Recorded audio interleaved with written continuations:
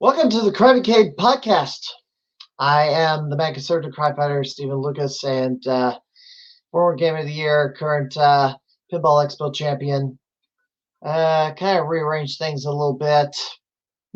Got crap in the background I didn't realize I had in the background, but whatever. I had to reposition the camera a little bit because of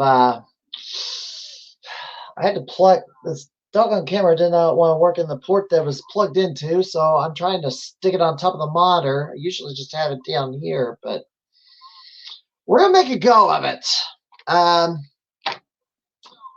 Well, tonight is the roundtable. I do have some guests in the already in the green room, ready to go. I did have a few things I want to cover first. Did you know today is National Pinball Day? Yes, apparently,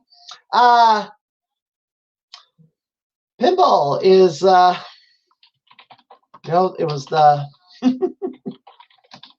I just found it in the Facebook feed, and I guess they were talking about how Roger Sharp saved pinball, and I don't know, a lot of things happen. It's great that several pinball pilers are celebrating pinball and holding tournaments and stuff. Well, I'm not going to keep the guest waiting. I did have stuff to cover, but I think, you know what? Let's dive into it. So let's introduce the guests that are joining me. And Ken Blackman's trying to get in. I hope he can get in. I thought there was like a 6-person. Yeah, there's only I got 3 other people. You should be able to get in, King Cam. Oh man, maybe I should send you the link. That would help. Oh, there we go.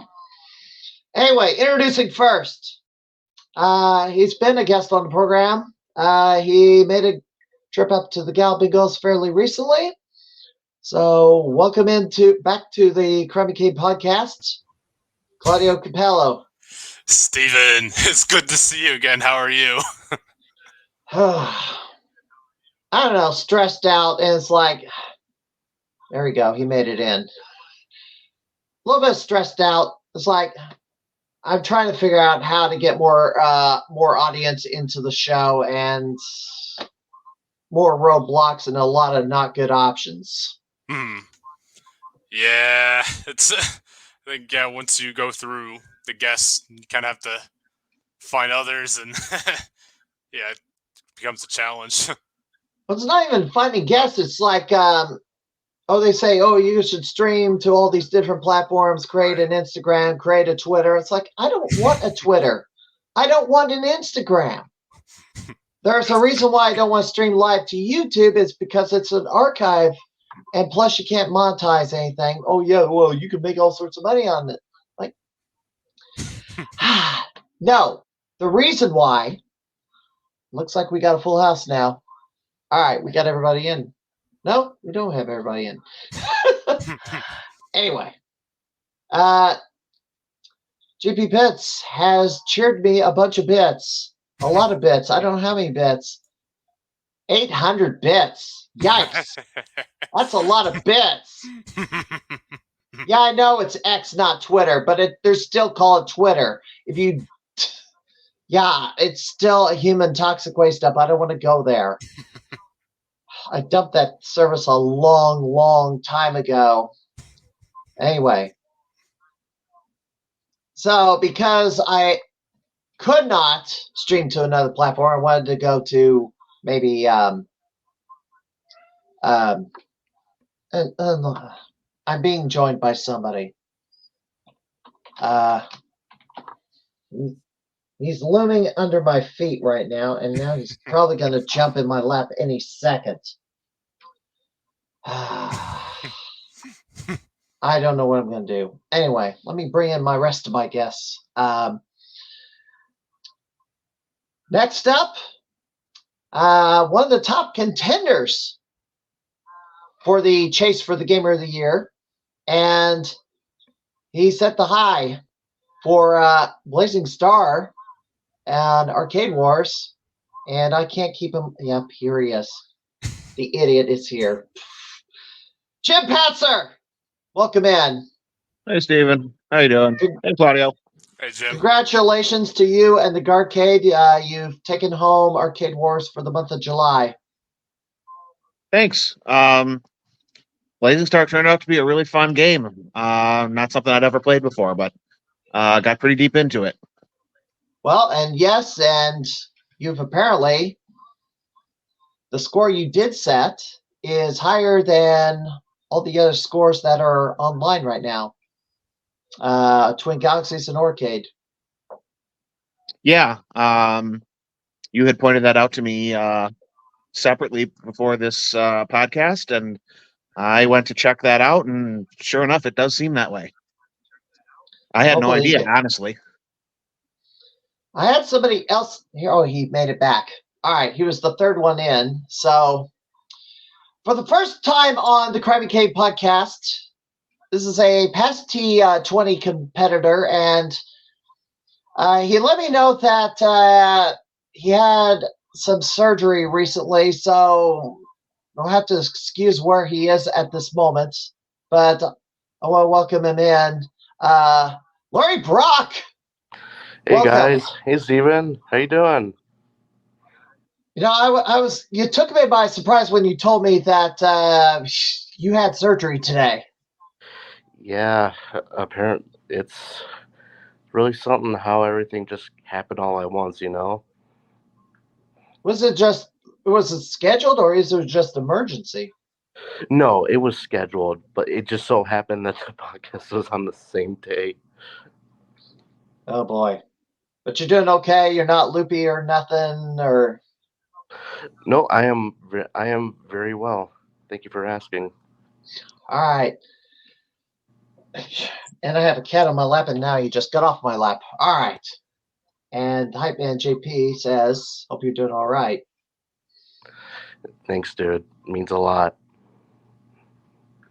And entering the room next, he holds the record for the longest podcast. I'm being swarmed by bugs, also, besides cats. The longest. I hope I got it, because I'm tired of it buzzing my feet. Oh, good, I did get it. The longest podcast episode. I didn't get it. Darn it. The longest podcast episode that I've had, and it was like episode 3. And welcome to the podcast, King Cat Black Man. Welcome. What's up, guys? I know this is very last minute for me to join. I'm currently getting ready for tomorrow. Say hello to my other friend. I'm getting ready for tomorrow. We're filming. Me and Mini Beach are filming a skit tomorrow. But I was on live today, and I've been keeping an eye on everything. I know there's a lot, and I can't believe the a lot is almost here. Like literally everything is almost not even next week, but it's like a week from today. T20 Monday Mystery. Everything is just coming up so quick, and it's crazy.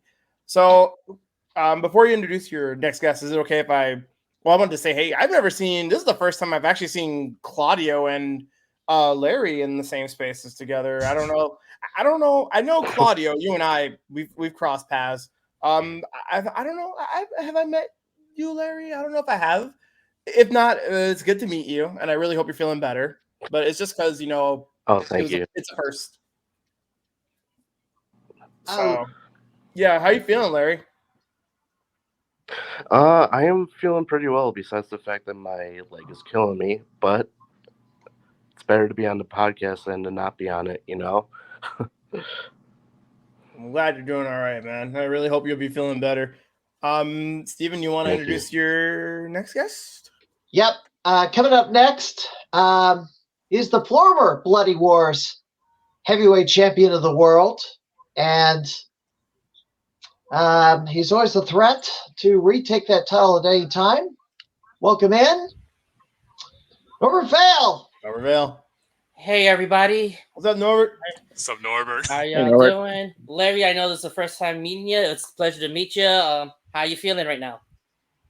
I'm feeling pretty well. Thank you for asking. It's nice to meet you. Uh-oh. What's up? Oh, And Larry just froze. Well, oh no. I welcome Allison Dearwell to the Am I podcast. Oh, he's back. am I doing All well right. now? Yeah, yes. Okay, good. All right. There's one other person who just signed in. Oh, we got one more?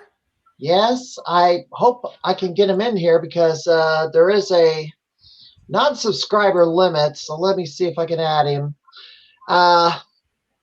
There is a 6-person limit, so I'm going to hide somebody for a moment. I guess everybody's going to take turns. You can hide me if you want. Okay, I'll be right I'll take back for a anyway. moment. So, All right. Good. All right. Welcome, Jose. Hi, Steven. Oh, hey, surprised that you actually made it to this one too. Yep. So we'll have to bounce around to the different guests because there is a maximum. Yeah, I did not.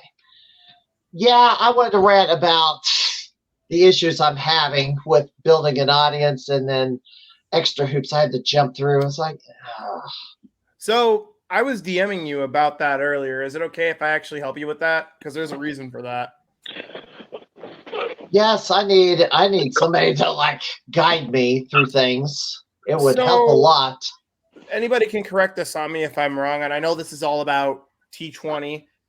Yes. Don't want to take away from that, but really quick, I just want to point out that you have to realize that the social media algorithm is so it's so weird for certain people. Same thing with me, like it Twitch, like my viewership is like what 3, 4, 5 a day. It doesn't even matter. But sometimes it's just honestly, it's when you need to get your audience. When your audience is online, that's like the tricky part because everybody's flexibility and availability is so different throughout the day. Yeah, so that's the hard part to summer. figure out. It's harder. Yeah. Mm-hmm. So I don't know if that kind of helps with the whole thing, but I mean, I just wanted to throw in 2 cents about that. The thing I'm really needing is just to build the follower count. That's it. I mean, people can watch whenever or join whenever, but Twitch is having a problem. It's like now, it used to be like I have this written down. It used to be the most, what is it, number 4? Oh, I had it written down. Number 4 ranked? It's dropped. Yeah, it's in the second quarter of 2023. It was like it had 70% of all the live streaming traffic. A year later, it's down to 60%. It was down. It was at a high from ranked number 4 in web traffic, and now it's down to 30. Well, because they're also making. They're making like there's currently this like new Twitch alternative called like OVO or something. There's a OVO? Or whatever. I haven't heard of that one. It's some kind of, I don't know if it's exactly called that, but there is alternatives going around right now. So that's another reason why people are flip-flopping everywhere. It's weird. But people experiment with platforming. So that's why it's like, people make new things every day, new platforms. Everything changes. Same thing with games. I thought all the attention was on Kick. Most of it Kick. It flips. It flips all over the place. So it really just varies on the platform itself. I mean, I don't think Twitch is really going anywhere. No, it's not going anywhere, but it is in a bit of trouble. And I like. Also, I wanted to give. You mentioned about what was it? Jim Patzer with they won Arcade Wars, right? For Blazing Star. Yep. It's been certified. Did you? So what did Steven say? Your score was what? It's higher than. It's actually a few 100,000 points higher than the record posted on Twin Galaxies. And it's already verified.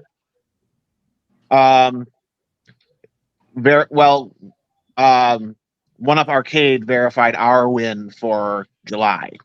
Okay. My score has not been verified by Twin Galaxies. No, if that's what you mean. Yeah, no, I was asking if they verified that score. It wasn't recorded, I believe. No? Yeah, no, it's an informal competition. All I've got is the screenshot from the high scoreboard. Oh. Well, congratulations on the win nonetheless. I mean, That's impressive, Jim. That's That's really impressive. Thank you. The bottom line is, It was obvious that we're I not don't going to really win, focus. guys. Yeah. Jim? I don't really focus on twin galaxies. At least as of yet, I've thought about dipping my toes in that water at times. But at this point in time, that score is higher than the current house high at Galloping Ghost. So at some point, I will probably be playing that game again at Galloping Ghost. You think you're going to just set the WR on that one pretty much like some of the others you've done? It looks like that's possible, yes. Looking forward to seeing what that's going to be because you might even improve that score. Quite frankly, yeah, there's a path there. I'm very much a numbers guy, an analysis guy. I know when I make mistakes.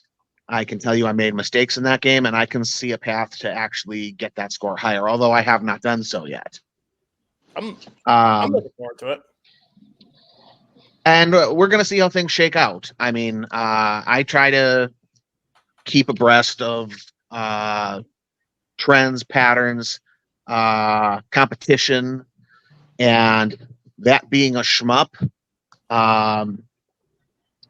and this being a T20 roundtable, let's just be honest about it. I know that that's Eric Pearl's cup of tea. I feel like maybe I might be wasting my time playing it at Galloping Ghost because maybe he can just kind of smash anything I can do. But I don't know. I'm making assumptions there, so I don't know. Well, Yet to be seen. It also depends on what Pearl has a liking to as well, because he ain't gonna play every shmup. I mean, there are some limits he will play. So I don't know if there's one for Blazing, but it all depends on T20 weekend. Yep. King Cam Blackman has just cheered me another 1,000 bits. Wait, wow. What?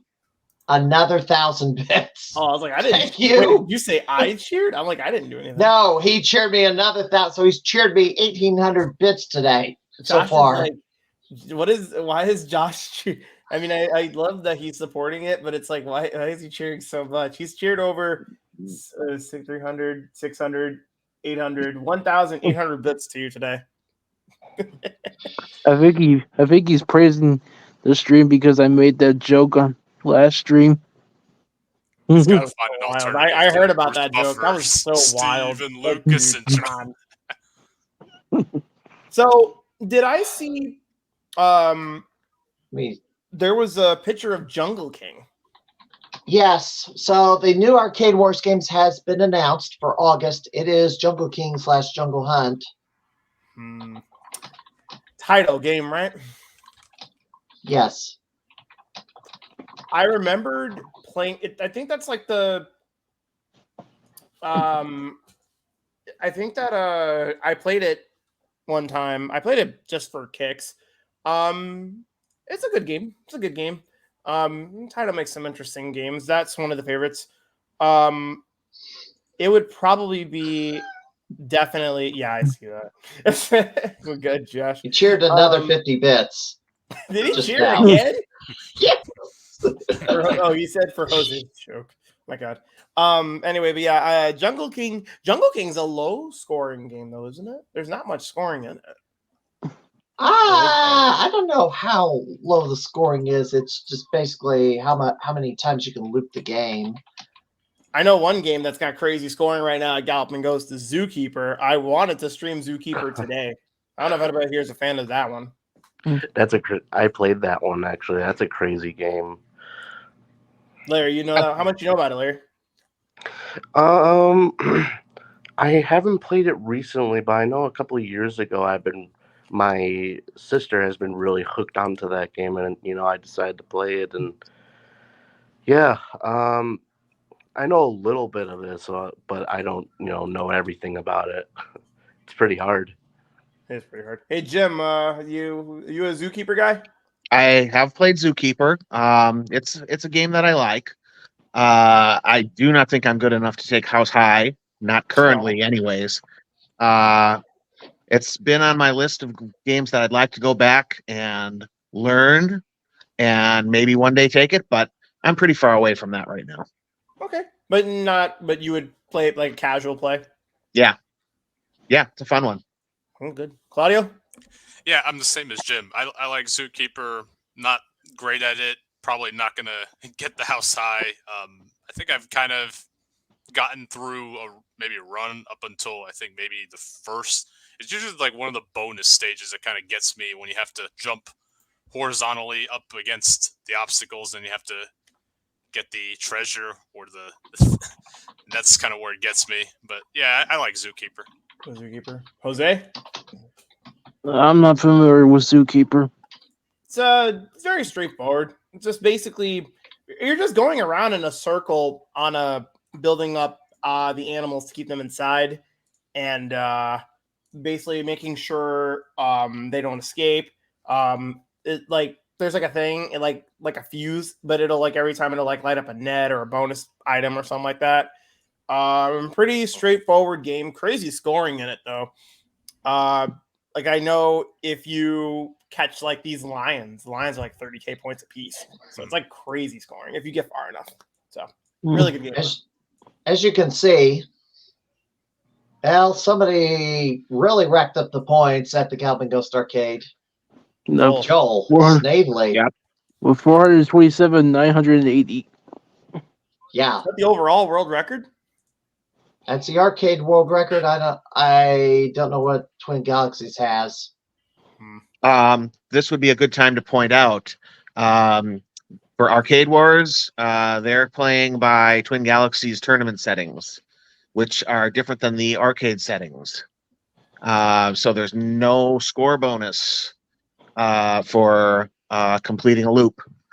So chances are, since we were talking about this potentially being a low-scoring game, scores are probably going to come in quite a bit lower than that score by Joel. So are you saying like Well, that was said at Galloping Ghost though, so he had scored the points somehow. So are you saying? Well, yes. Or So you're arcade saying- settings do allow for a time bonus, but those will have to be changed to participate in Arcade Wars because that's on Twin Galaxy settings. All right, Norbert, do you have anything? I missed out. The only thing I heard was something about the game of the month for August, which is what? Jungle King? Jungle King. Jungle King. I have some experience playing that, like on the Atari, the Atari version. Yeah. Larry? Pretty much the same thing, but harder. Say hi to my little diva, by the way. Little Miss Zoe. It's so cute. So cute. My cats are both laying on the couch, which is shocking, but that's not a common sight over here. Were you going to ask Larry something, Steven, or what was up? Yeah, Larry, what's your thoughts? I haven't actually played Jungle King. Or Jungle Hunt? Nope. Are they the same game? Yes. They are the same game. So is Pirate Pete. Okay. I'm sorry, go ahead. Jungle King is the Japanese version. Jungle Hunt is the US version. Actually, I think. Actually, Jungle Hunt was created when Taito was sued by the estate of Tarzan, the actor who played Tarzan, and they had to modify the graphics. They had to modify the sound too. Oh wow! Yes, because the Japanese version, you actually get the Tarzan yell.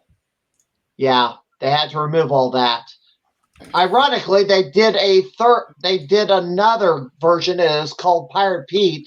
They replaced all the graphics with pirate scenes, like you're playing a pirate and swinging across the ship and then into the water, and then all the scenes as usual. I don't know why they released that, but they did. Josh just wrote Team Bloody Wars in full force for T20. Yeah, Yes. Well, let's get into the roundtable because we've been kind of yammering about other stuff. You've all participated in T20. If you're a newcomer who's never participated in this, I mean, That's me. That's me for sure. Norbert, you've never played in T20? No, this will be my very first. Huh. That's surprising. It is. Well, let's go around the table. I mean, when you played your first T20, what were you expecting, and was it what you thought it was? We'll start with Claudio. Yeah. So I remember I came in Friday. I remember I went to the front door of the arcade, and originally I didn't know if it was in where it was going to be hosted at. And then I walked to the productions room. It's like, oh, it's just playing it right there. I walked inside, didn't know how the process worked on how does T20 work? How does this all work? But they had the Waffles, Josh, Doc, David. They were all sitting at the front desk. Like they had like a desk right in the middle, big TV with everybody's scores for each of the T20 games and the side tournaments. So you just walk up, you walk up to either Waffles, David, or Josh. You kind of just basically sign in, assuming you paid the tournament fee. They give you like a little number that you have to memorize and just don't forget. So, and then you go around the games and you try to put in scores, and you have to use your cell phone to take a picture of the score after you've played it.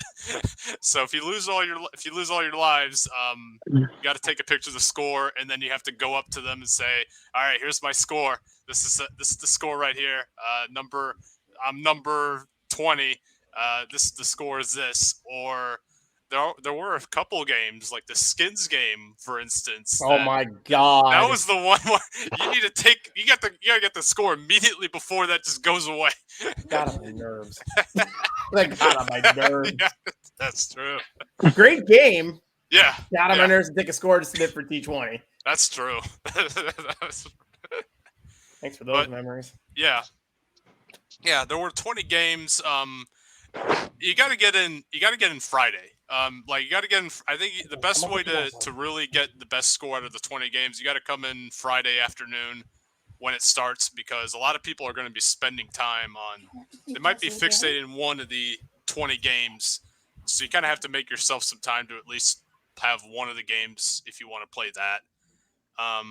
And then there's also the side tournament. Usually has like 5 games. I know last T20, the side tournament, all of those games were at the arcade. So just go in and it's just 5 games. So usually, it doesn't. Since it's only 5 games, you can at least put a little bit of time to put scores there. I think you go for the 20 games first, then then go for the 5 games towards Saturday, Sunday-ish. And yeah, then don't forget the food. The food that they offer, like all the people you talk to that normally don't go to the arcade, but they're there. Yeah, it's exciting. I didn't expect a lot. I think I just expected to try out new games and put scores, and to see the food, the great social environment, the atmosphere. It was fantastic.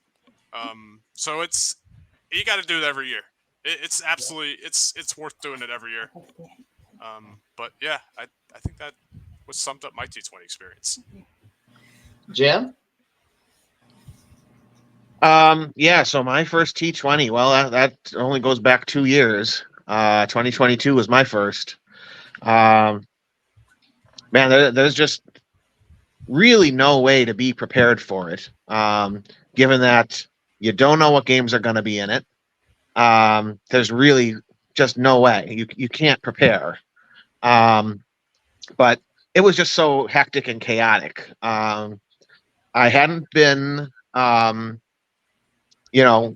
any other big tournaments or anything.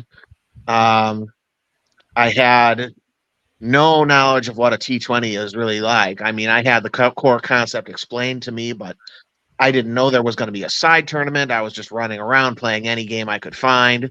Didn't understand the significance of the 5 games that were in the side tournament. I just figured it all counted equally, but it didn't matter that much. I mean, I was just having a blast playing it all and just trying to get my score up on anything and everything, which is really all you can hope to do because, again, you can't prepare for it. I got very lucky that year. One of the games in the 2022 lineup was Pengo, which I'm pretty good at. Not great, but pretty good. So it was comforting to have one game that I was very knowledgeable about in the lineup. I am far away from the house high on that at Galloping Ghost. But I took first place on it within the scope of that T20 tournament. So definitely, I had a blast and would recommend it to anyone who likes to chase high scores and is very, very open-minded about what they play because the choice is not yours. You're going to walk into that room and you're going to play what they tell you to play. I know that's right. Larry? Geez, my first T20, it's been quite a bit ago. I think I started going at like 2018, and I've just been going to every single one since. My first experience was really exciting because I have been to tournaments before, but it wasn't really like score chasing stuff. It's mostly fighting games and stuff like that. So entering a tournament that is all about score chasing, that's literally right up my alley. But it does get crazy because to like even qualify for like the global leaderboard, you have to like just get a score on every single game as fast as possible, and then just focus on the ones that maybe you enjoy or it's one that you need to improve on. But yeah, the games sometimes can be a little out there, especially the sports games. I know there was like a football game and then there was a golf game. Those are really hard to track scores on, and they were one hell of some games to play. But yeah,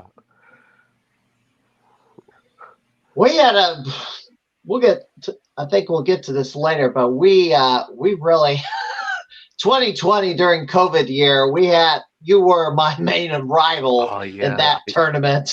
I almost forgot about that.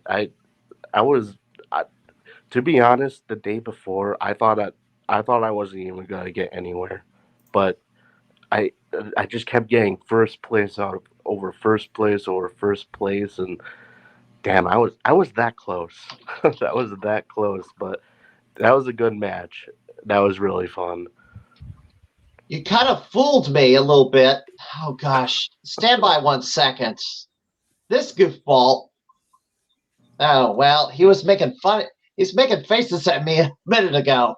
We'll bring him back in a little bit. Oh, now he turned his camera back on. Steven Lucas. Oh, we'll get to you in a second. The only way he can. But you were making all these goofy faces. I just had to show. I had to let everybody see you acting like a goof. I mean, I'm not going to be participating in T20, but I mean, I am a ref. So does that count? Well then, technically you are. So does that count though? Does that count for me? From the other side, from the other side of the table. Yeah. We're the players. You're one of the refs. Yeah, fair enough. Fair enough. So technically, I'm allowed to be here, right? Yes. Okay. But we only have so much room, so I'm going to put you in the green room for a bit because I'm still going through the opening question. So hang tight. All right. Go ahead, Larry. So you did fool me a little bit. You left early Saturday. I kind of thought, Yeah. did you give I up? was gonna, And I was had gonna give this you the big win of a at this lead, point. and then Sunday you showed up, and then you started catching up rapidly, and then I was starting to freak out a little bit. Man, that it was crazy, man. It was really crazy. I left early mainly because, you know. Oh, he froze. Oh, well, that wasn't me. Let me just fill you in until when he gets his connection reestablished. Oh dear. Uh-oh. He'll be back. Sorry. Oh, no. There we go. My phone is about to die, so.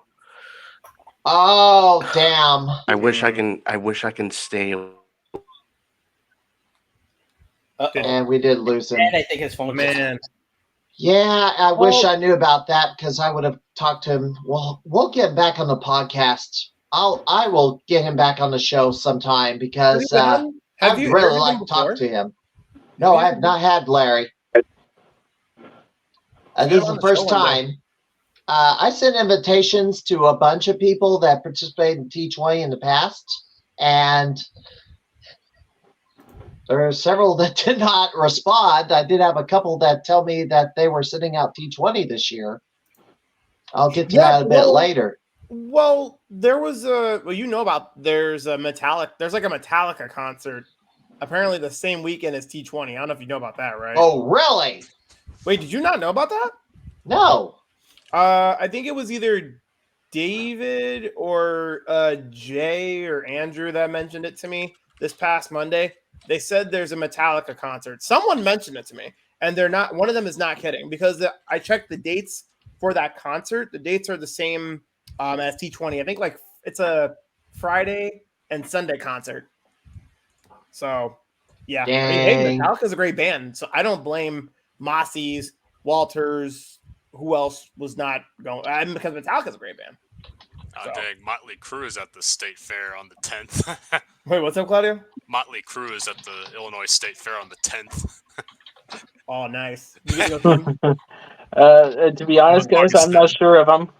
To be completely honest, guys, I'm debating if I should go to T20 or not. Well, there's a lot this month. Well, August is like. Well, I said to myself that August is a summer finale for a lot of people because you got T20, you got the anniversary, you got 1000. I got my last convention of the year. Got Bloody Wars. Josh was just in here. Bloody Wars is coming up for Street Fighter after all this. So August is a big month for arcade scene. It's a big month. Both for any genre. Yeah, there it is. Yeah. 9th, 10th, 11th. So and I don't know if I'm about to get to my point about my past T20 experiences, unless you wanted to say something really quick. Go ahead and your first T20, how was it? How was it? How did you I think going into T20 overall, I didn't know what to expect. I'm pretty much following along with both Claudio and Jim. I didn't know what to expect either. So, what is he doing? I don't know what the hell he's doing. He's gonna get wrestling stance going. He's doing hand motions. He's dancing in front of the camera, and I just threw it on the JP, this isn't TikTok. Having a blast at pinball, making a TikTok. Yeah, I was gonna say, Norbert. Well, it's National Pinball Day, so I guess he's having a blast playing pinball. Anyway, so as I was saying. So going back into the first T20, I think my first T20 was, I believe 2021 T20 was my first, because I didn't start coming into the Galloping Go scene until late 2021. So I believe 2021 was my first T20. I remembered all the games. I think it was like House of the Dead. I think House of the Dead 3 was in that year, if I'm not mistaken. Yes, it was. Yeah. So, I have all the game lists, so I will kind of run through them all. I think soon. The first one I remembered, I saw Jambo Safari, House of the Dead 3. What else was there? Madden Season 2. Oh my god. What else was there? I got drama going on behind me. Madden So let me Season hide 2 myself was for a second. 2022. I remember because Madden Season 2 was 2022. I know that because I was at that one. Yep. Oh, you were there. Was that the first time I met you too in person? Or was that like I don't remember when we first met. That sounds right. Yeah. Could have been T20, 2021. I think I met a few of you guys at the time too, not as well as Jim. I think that might have been. You and me might have been 2022 because I wasn't at 2021. We first met up in, I believe, 2021. 2021, but it wasn't a T20 though, Jose. I think it was like Monday Mystery Game. Yeah, that's true. I guess, I was busy with work at that time, so that could be true. I remembered also when I was at T20, I learned about the side tournament and how it works. I remembered playing Midnight Resistance a lot, so I really enjoyed it. And that was when I was playing it. I remember Doc being like, "King playing some Midnight Resistance," because I guess Doc was like a huge fan of. Doc's a huge fan of Midnight Resistance. So I guess I was making him happy by playing it, so that was really cool. And then pretty much going into the experience of the whole tournament, it's really as Claudio and Jim have mentioned, you don't know what you're going to expect because that tournament is really the tournament, even if you don't even know what it is.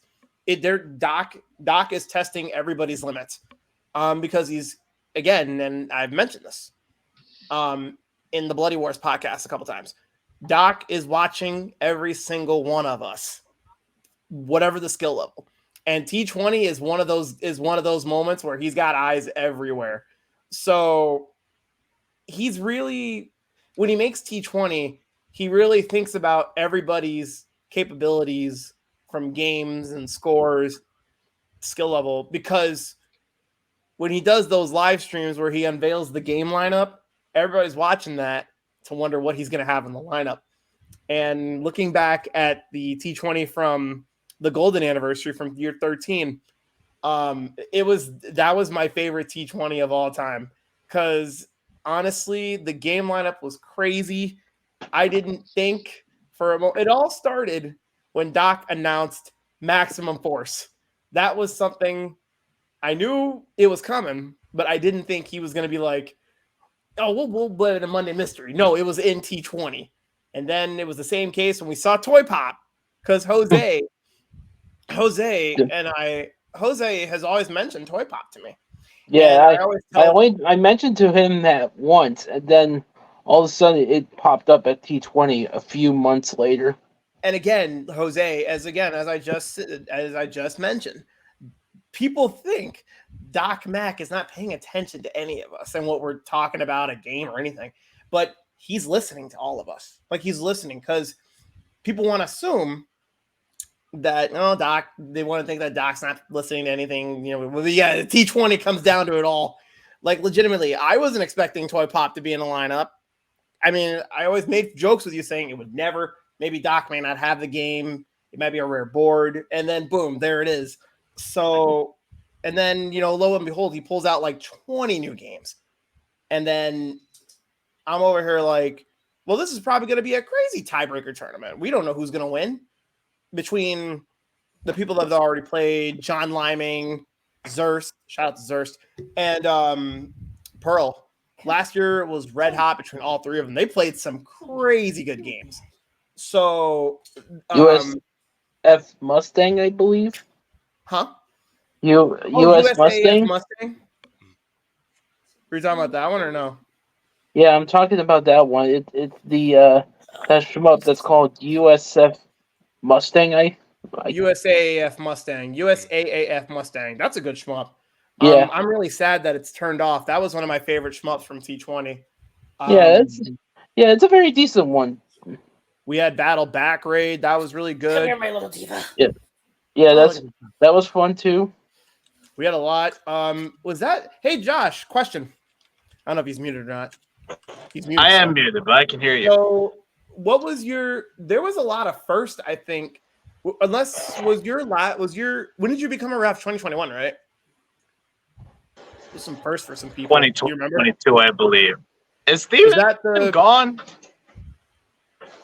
Wait, what's up? Did he just? I think he just left. Steven just left. No, I haven't he's left. back. We got we have a 6-seat limit, so I have to cycle. So he has to cycle people because the StreamYard only takes like 6 people per call. But yeah, wait, you say 2022, right? Around that, I can't remember. So it was probably the same year when we had the all new 20 games, I think. 2022 T20, right? I'm pretty sure. 23 last year. Last year's T20 23. had 20 new ones. Oh, I'm sorry. I thought it was 2023. My bad. Well, it was still, 2023. It was a lot of firsts for people. It was going last year. it. Yeah, of course. There was still a lot of firsts for a lot of people. So, but yeah, it's definitely a great tournament. The games are unpredictable.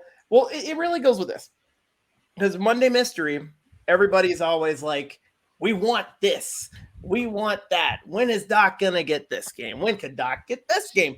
And honestly, I feel like T20 is the best way. T20 is the best way for Doc to give people what they truly want in T20. I feel like that's one of the best ways he listens to the community a lot. Because the thing is, he's very unpredictable with the game reveals. He's very unpredictable. So looking at this list, Era Roboto, Battle Back Rage, Charlie Ninja was really fun. Oh my God, Destroyer from Jail.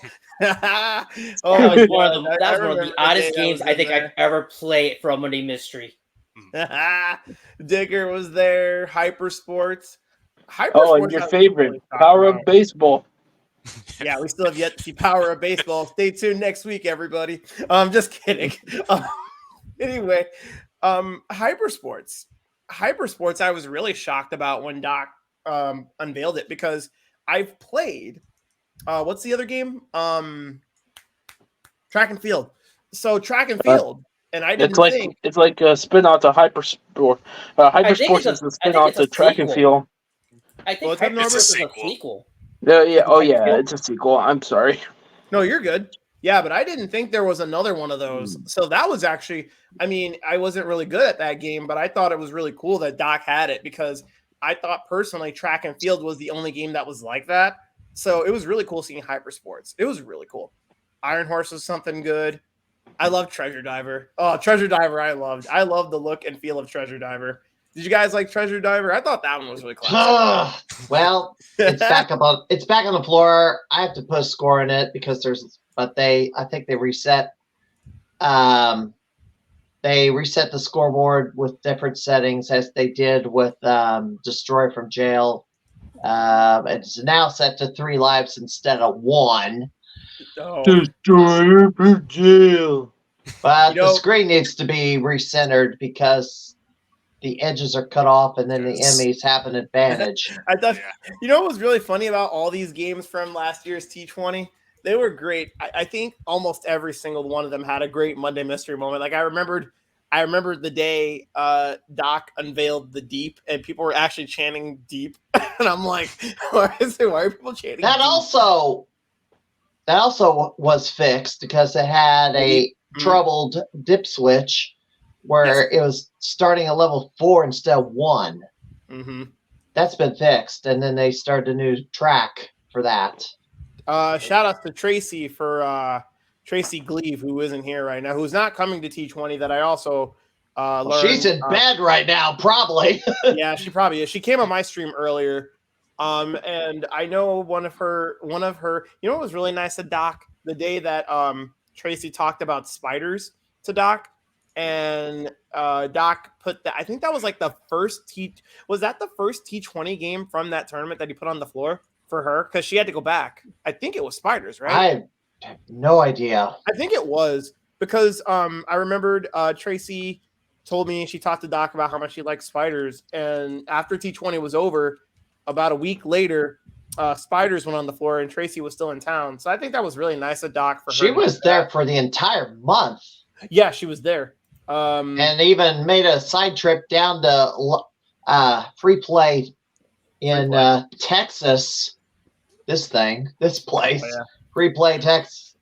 Yeah, it's hard to see because I'm a little posted. She went here and then did another joust marathon down there. Nice. Yeah, Tracy's a great. She's probably one of the greatest besties right now in in the scene. She's very nice. But yeah, it was nice that Doc put out Spiders a little after T20. That was a really nice gesture by him, because Doc loves it when people come out of town and support the arcade, and Tracy being all the way from the UK, really great stuff. Screw Loose, Screw Loose. That was another favorite. Man, I love that game. It twin stick. Yeah. And then Milestar, Cubert, all that stuff. Screw Loose is so good. It was another great favorite and great pick for Monday Mystery 9000 or 9000. 9,000. 900. Monday Mystery 900. Jose, you're next. Your first experience. What did you think? My first experience with T20. This might be a little hard to get out, but I'll try. Well, was it T20 2021? I believe so. Yeah, because I believe it was 2020.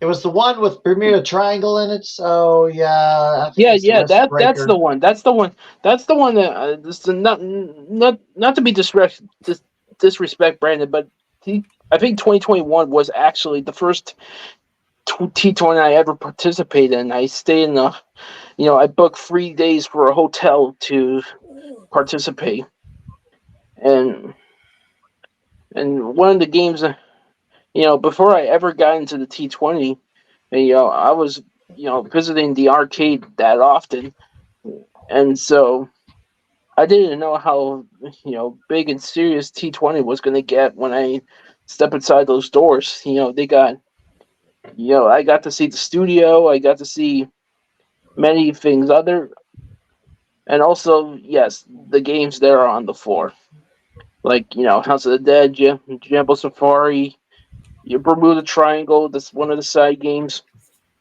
Basically, for the first time, I really only participated in a few games at that particular T20, which is House of the Dead free, because at the time I have no idea how to put a score in at the time, because I was kind of new there. That was miserable.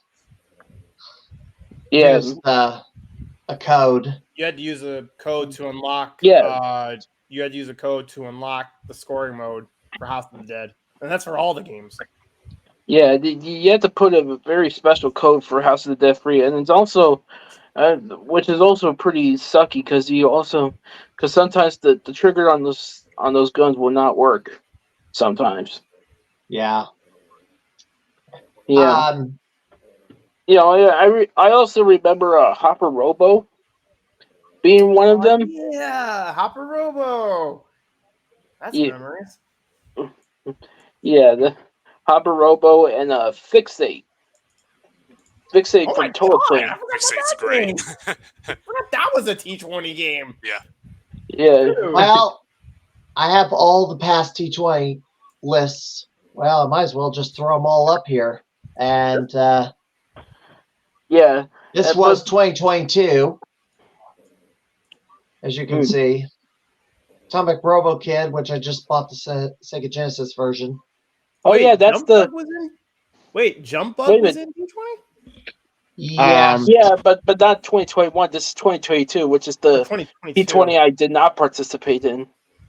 Yeah, we're going backwards in time on this. So Jump Bug was unveiled for T20 because I had picked that game as for winning Gamer of the Year. I got to choose a game to put on the floor. I remember. And it had problems. The monitor crapped out. But I did watch the stream for that. I noticed Street Fighter V was there, and I was like, "Oh my god, Street Fighter V!" I wasn't expecting Street Fighter V. That was crazy. It's one player. It was one player. It still is. It was one player, and of course I saw Madden too. What is with this arcade system that it only supports one player? Well, what's the deal with that? Unless Norbert, you want to back that up. Let Norbert back it up for you.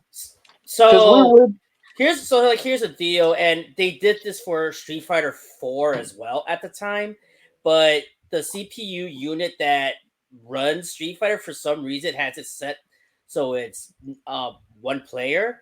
If you wanted to do 2 players, you have to buy two different systems or like I think it runs under a title board actually. Correct me if I'm wrong. Two candy cats. So you need 2. Well, you need 2 title boards in order to play 2-player. Yeah, they did this with 4, and I guess they're doing this from here on out. I think Street Fighter 6 is the same deal. Speaking of, I will laugh my ass off if Street Fighter 6 was one of the games for T20. Yeah, by the way, like Mr. Yeah, which which Steven, very different from way past year when it's just a cabinet and just 2 players on the control panel. Samurai Showdown 2019 is the same way, by the way. Yes, it is one player because that too is it runs on a title, like more of the title boards, and probably Tekken and all the recent Tekkens. Joshua gets there is no Tekken 8 arcade cabinets. Not yet. Not yet. Not yet. Let's see what Harada says about that, because I mean we do have 7, and now my round 1 no longer has Tekken 7. Josh would have got so mad if Doc pulls, but the thing is we don't know. We don't even know the games yet for this year's T20. What if Street Fighter 6? Well, because the thing is, they did make Street Fighter 6 cabinets. But Round 1 has it. Rare. Right now, the only place that you can play Street Fighter 6 arcade is at Round 1. Yes, they did have. They made actual authentic Round 1, yes. Right? Yeah, I think all the Round 1s have Street Fighter 6 right now. So, and here's the weird part. They're set up for 3 players, even though it's a 2-player versus game, but you got 3 control panels. Don't ask me why. I think that's where the online connectivity is, because whenever you, my case, whenever you try to enter a coin. Jose's right on that. I think it's because you can't play online on those cabinets. You're right on that, Jose. Yeah, through the little blue card that they tell you to scan on the control panel. The Nestica cards, which I have, but I have not bothered to use it on those cabinets yet. It'd be funny, but it really would be funny if Doc before Bloody Wars gets a Street Fighter 6 cabinet for T20, and then like Josh sees that, he's like, man, and he's like, man. Do you really think he's going to brag? Probably lose his mind. To be honest, hey Brandon, to be honest, do you think he's going to brag those people at Round 1 to get a Street Fighter 6 cabinet? What you think? Brian? Well, I know who, Josh? No, Doc? Doc. I'm Doc. Or a combination of Doc and Josh. Well, the thing is, remember, Doc runs a bit. Remember, at the end of the day, Doc runs a business, and he's making money, and we don't know. And he's probably making a good amount of money to the point where he could buy it off of them, but it would take some stuff and all that. But he could do it. It's just the all point of we don't know. But you never know. I think he would have to go through Capcom themselves if he's going to plan on getting Street Fighter 6. Honestly, Norbert, he can make things. Well, again, like I said. Hey, if he could bring Street Fighter 5, what's the same? It runs on the Exia. The EXA. No, Nestica. Sorry. It runs on the Nestica hardware. It does run on a Nestica. So you can swap the games out. Yes, you can. There's a possibility. If they had the board, he could swap the game out. There's definitely a possibility for sure he could get it because, again, he makes, with him running a very successful business as the arcade, he's got enough to, again, possibly get it. I don't know if it'll be in T20 or not, but it's definitely one of those things because he reminds us all the time that he's still got games in the vaults and we don't know what's up in there. So one thing to consider is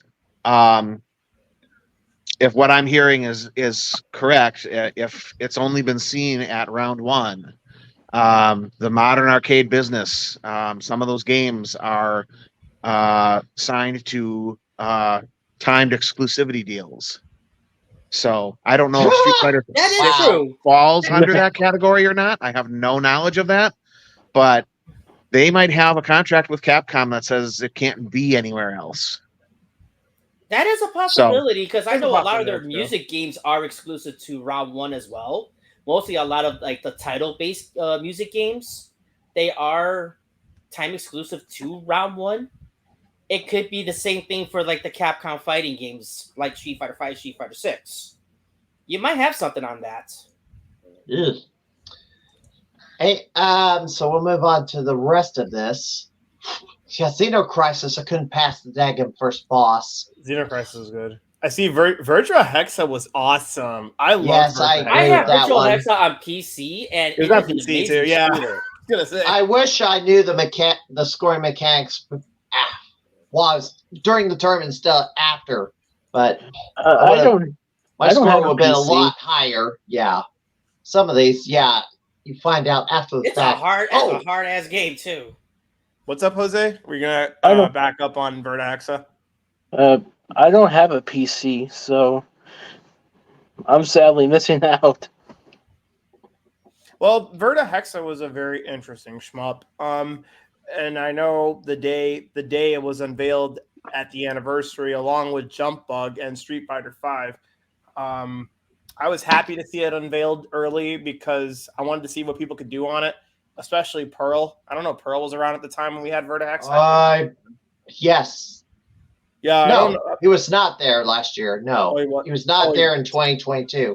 He was there in 2023. So that was his first one.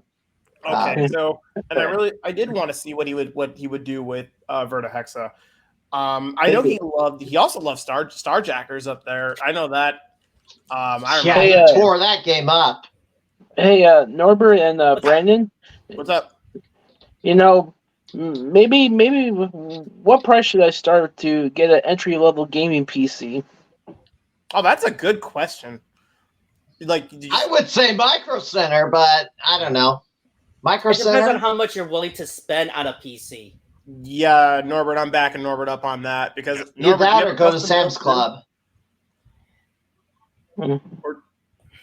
I think Micro Center, if you're wanting Micro to Center, see, Micro Center might be your best bet. Yeah, Micro Center. I say Because Micro Center. the PC that I have right now, my gaming rig that I got all the parts from Micro Center. Same. So- When I Yeah. had a buddy in computer it's science, hateful. And I paid like $2,500 for it. There are mine's also about some- 1,200. Not too high. That's not bad. But again, I had a buddy in a friend I haven't seen in like 6 years in computer science degree. Helped me put together my PC. He also taught me some things on how to put it, like what parts to go where.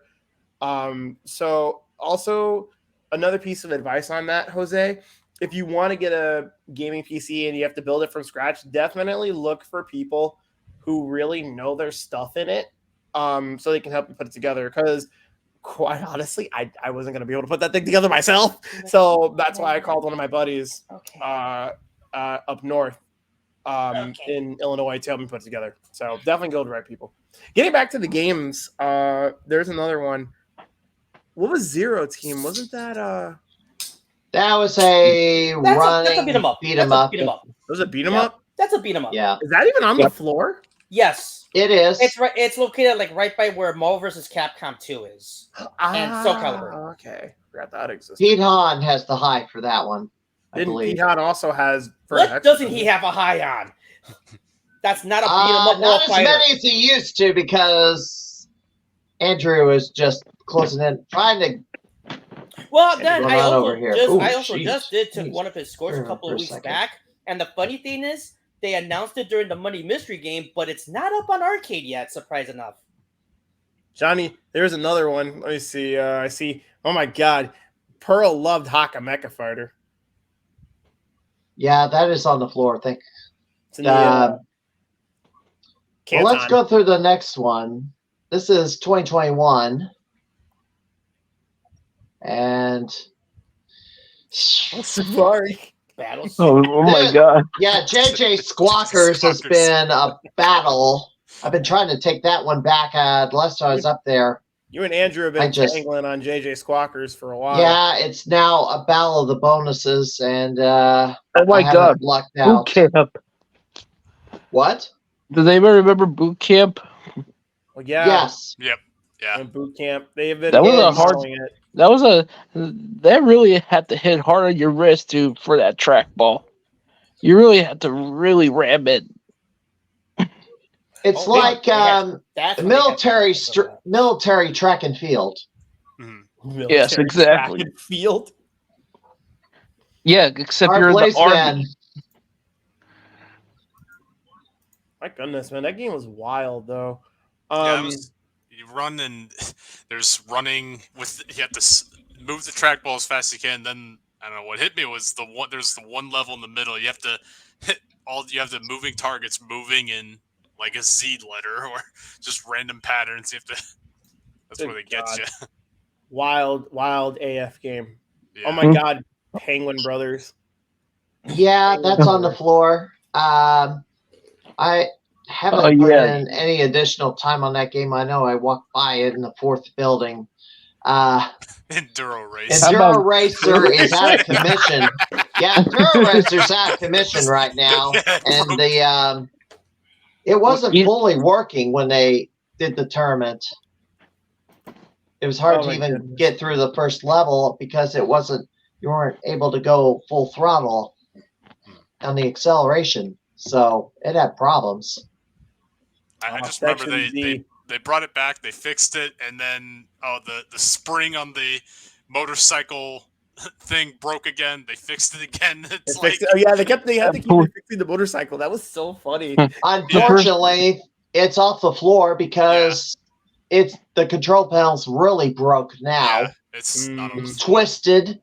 Some bolts came out of it, and they didn't put new bolts in, and then it just got worse and worse because it wasn't buttoned up. And man, that's sad. That sucks. Yeah. Rest in peace, Enduro Racer. Yeah, for real. Well, oh my God, Risky Challenge. Oh, that one was also ridiculous. Lemming, it's like Lemmings. The intensity, that Risky Challenge. I remember playing it for the first time at T20.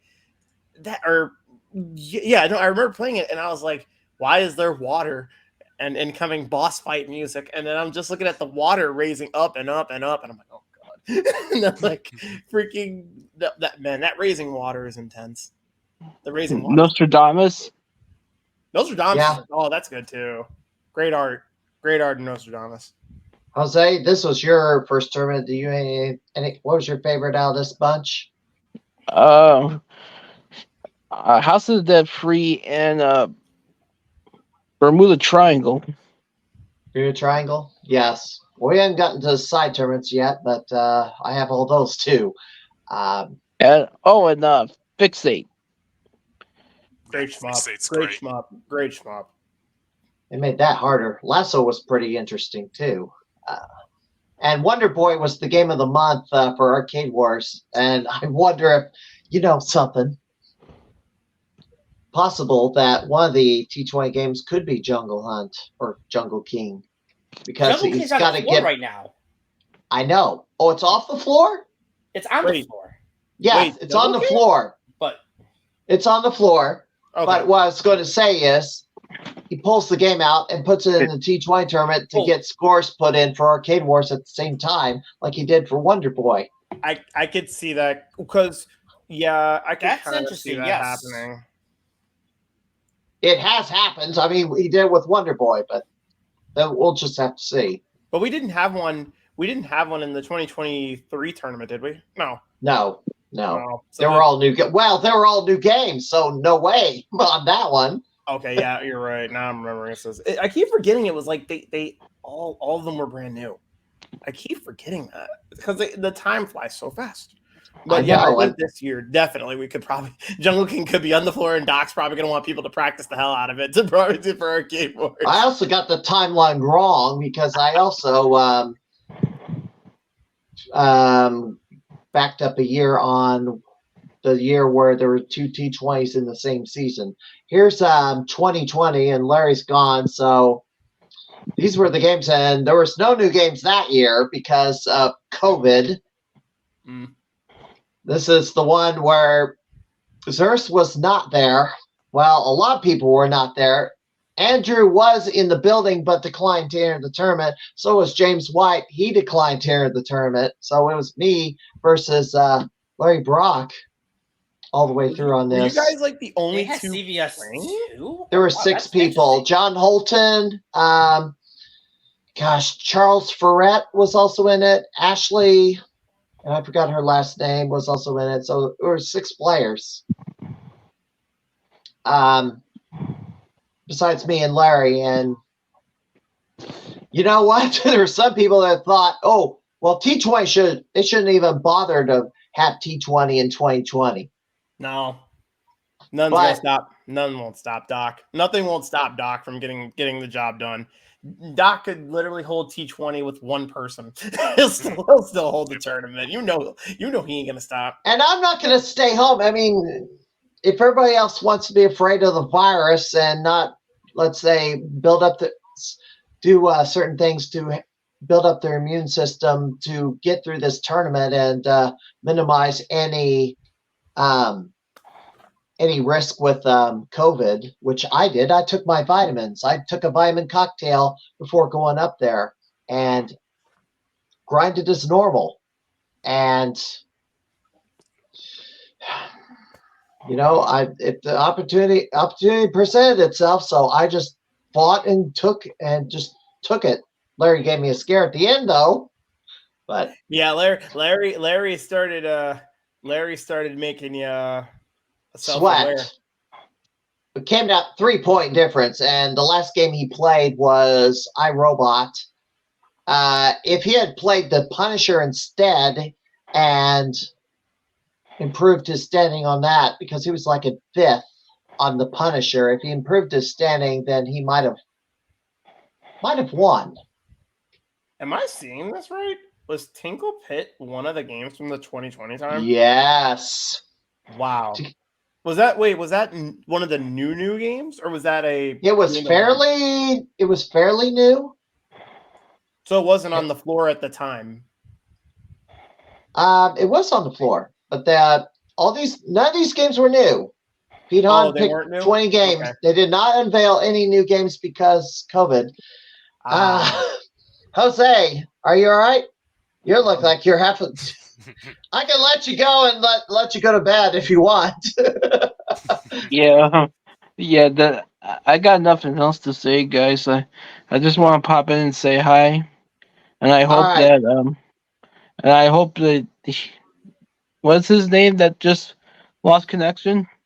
Larry Brock. Larry. Yeah, I wish Larry Brock the best. And don't get mad if I don't participate in T20, but I will show up for game number 1000, and I'll show up for the anniversary.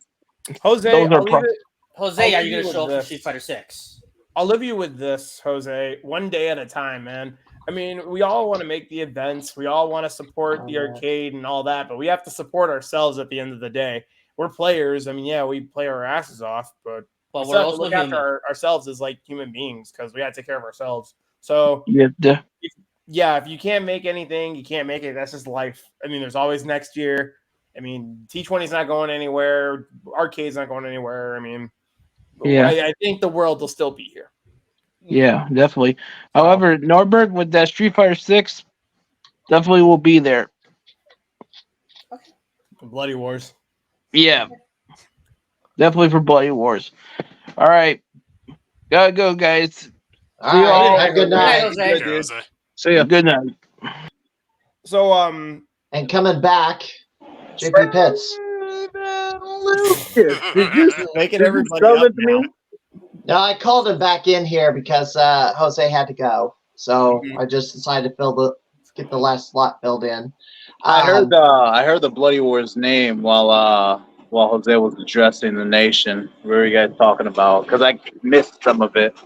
He was just basically acknowledging that he'll be there. Him and Norbert will be there for Bloody Wars for Street Fighter 6. Well, I have to be there because I have a special guest that's coming with me. Ooh. Yes, sir. Yes, sir. That's something you don't want to. Yeah, Street Fighter 6, folks. That's something you don't want to miss. Josh, even though I can't make it to most of these tournaments right now because of things going on, I do really mean what I say. I really hope you'll have it. I really hope this goes well for you, man. I really do, because this is still cool. This is really cool.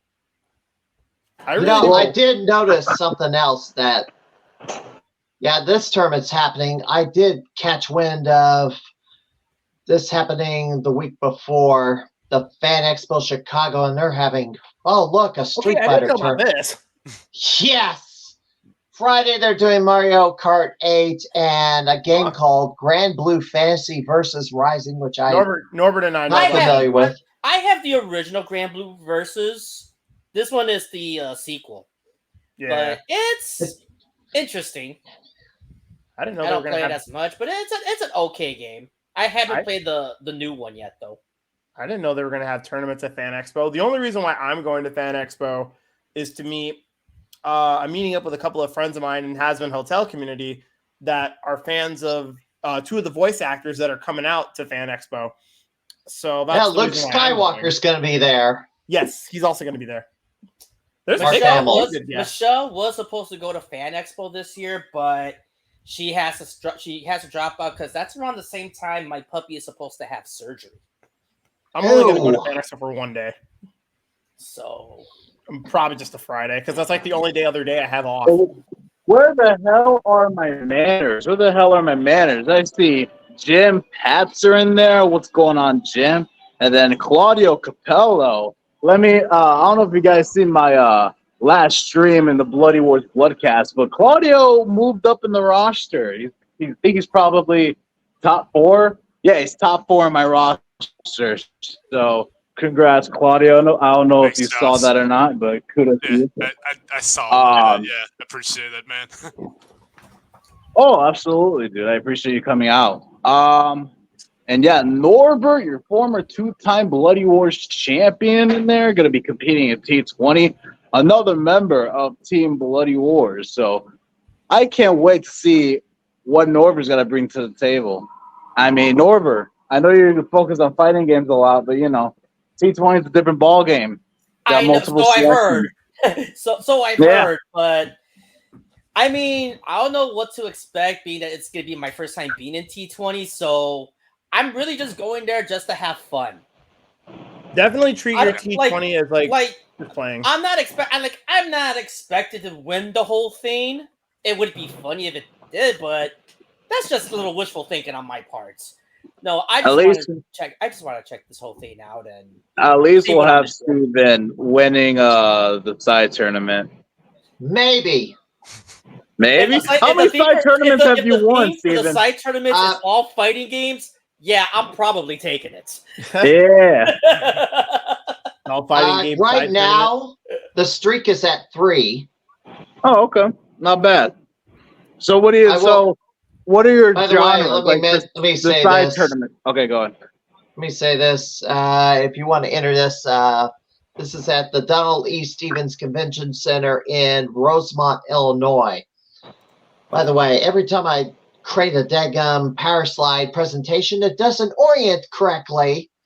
And I have to been playing with the doggone text and trying to make it all fit because fonts don't exactly translate. I don't know why.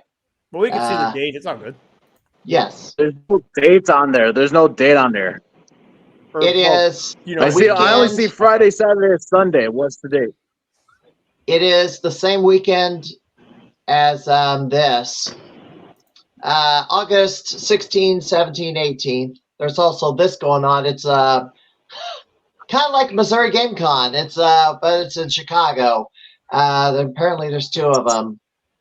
It's kind of like a flea market. Oh, thank God I won't be able.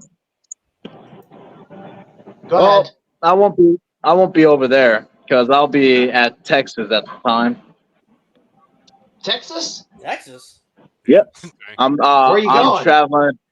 traveling to Dallas. Are you going to Free Play? Out there? Yeah. Are you going to this place? Where? This place. Free Play Dallas. Richardson or Arlington, Texas? Or even, are you going to go to the National Video Game Museum in Frisco? Oh, I didn't know they had that over there. I was gonna visit Oh the yes, that's Dallas Fort Worth area. Frisco on the north side is where the National Video Game Museum is. I went there, took the Amtrak to a convention to do a seminar in 2018. The Monday that I traveled back, I had the morning, so I didn't leave till late afternoon. Boy, yeah, if you go down there, you better have a good GPS because I didn't, and it was not fun getting out. And then I was like rushing to the train, and I made it to the platform as the train was pulling in. That was not fun, by the way. But This is in yeah. Orland Park. I know I've got that's on the south side. I've got two really, really good friends of mine near Orland. So maybe I might ask them if those lovely ladies will go with me to this, but it all depends on if they'll be free or not. But I can ask them. I live about 20 minutes out from Orland Park, so but the problem is those 2 dates. One of the dates I have to be at work, and then the one in September I'll be out of town. I'll be in Minnesota. Those dates are ridiculous. What's on Sunday? I mean, it's not that a bad Sunday, choice. I want to be at work. That Sunday I want to be at work. Okay. I mean, there's all the competitions from all the other stuff going on, so some of these things may have to be held on a Sunday. Well, we'll see what happens in post, but I mean, it depends. I mean, I got to put all the focus on T20 and all that because again, again it's August, so it's like it's I have to focus on all those events that are booked already because I booked for T20 to be there like the days off. I took the days off already like 5 months in advance to make that weekend. So honestly, focus goes into that more than anything. All right, let me go on with this is the 2019 list. Wasn't here for this. No. Tricycle Sand was pretty interesting. That was my first Monday mystery game. Which one? Yeah, wow. Tricycle Sand. Didn't know that. That was literally my first Monday. That was the first time I was a part of the Monday mystery game. I remembered I showed up. That was literally a week and a half after I got out of a really bad relationship with one of my exes. And Mini Beach brought me to the arcade at the time to get my mind off of things. And I didn't know Doc. I didn't know anybody here. I didn't know anybody at the time. But pretty much what happened was Mini Beach brought me here to cheer me up and get my mind off of things. And that was so good of him as a good friend of mine. And that was the first time I was a part of Monday Mystery Game. I remembered. Didn't know Doc at the time. And then I met Doc. He only had a hoodie and a snapback hat on. Didn't have the suit. Didn't have none of that. So it was pretty cool. And, Doc was so nice that first time. And I didn't know anything about Tricycle Sun. But I remembered Flicky. And that was the best intel that I could have to playing a good game on Tricycle Sun was knowing how Flicky worked. But yeah, Tricycle Sun was my first Monday mystery game. Oh, you want to come back with Daddy? The most hated game on this list, First Funky Fighter. That gives your arms a workout. And is like a button tapper? Yes, 9 buttons. Just slap it like whack-a-mole. Someone's Doc going to get whack-a-mole. Someone's not going to get whack-a-mole. Holy moly, it's on the floor. That was the other game that has the same layout. Yeah, it's on the floor now. Wait, Holy Moly? Holy moly, or yes. It had the same button configuration. Very similar cabinet, not the exact same, but... Hey, I'll be right back really quick. It looks like my puppy needs to go outside. I'll be right back. You're good, Norbert. All right. He'll do a BRB. Dig Dug 2, that thing had... For some reason, the controller had two-way restrictor plate on it. It's like, why is it having so much trouble going up and down? And I kind of lifted that little disc that's around the joystick and saw, oh, that looks like a two-way restrictor plate. And I messaged Doc, said, that's why it's not working. It's got this thing on it. Shout outs to that's a Dig Dug too. Now looking back after 2019, that's another Jim Patzer score. And Patzer crushed the hell out of that game, right, Jim? Well, yeah. The million points. It's a max out score. He maxed the hell out of that damn thing. So Hence the older, harder version. Even more impressive. Crazy good stuff. And that was after they fixed the joystick finally. What else is on here that I walk past every day and remember? Carnival. Dragon Gun got a lot of attention. I know Dragon that Gun. because, yes. Contra Evolution, the one of 50 existing boards ever made of this game. The original cabinet, of course, is sitting up in Wisconsin at the Vintage Vault Arcade. Once Doc got the original cabinet.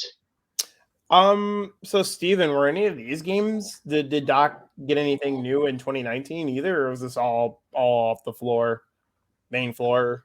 Contra Evolution was new. Desert Breaker, Dig Dug 2, Dragon Gun.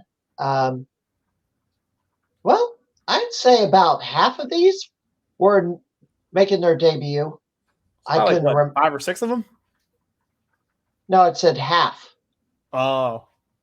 I don't know the exact number, but several of these I don't think I think were making their debut. Andrew, I see one of the games is Gate of Doom. Andrew putting in a score today. Yeah, he took the house high from Chris Blackie. Yep. Let's go to the next list. This is going to 2018. This was so this was the year where originally T20 was held in May, the first one. Then they moved it to, I think, a later month, October. Then another one, they moved it to September, and then they finally put it in August. This was in August, so that's when they moved it to August. The number of games on this list, yeah, about half of these were making their debut. Maybe a little more than half. Cliffhanger. Yeah. Cliffhanger with Lupin the Third. The anime. Yeah. Love that game. Yeah, that was fun. You know what's really funny about that game?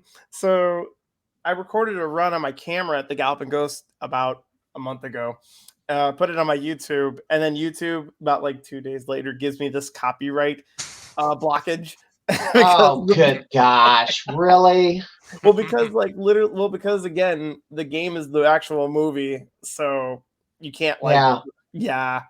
So that really sucked. It really sucked too because I put it like a PR in, but I wanted to like put it to YouTube, but yeah, YouTube blocked it.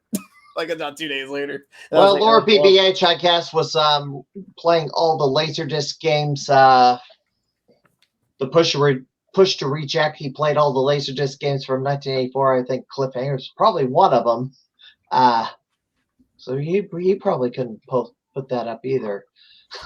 I see Magical Tetris. Too bad Jose just left. Yeah. That one's kind of quirky. It's more about getting combos than Tetris's. Really? So you have to like... Yes. You clear a line, then the next block you clear another line.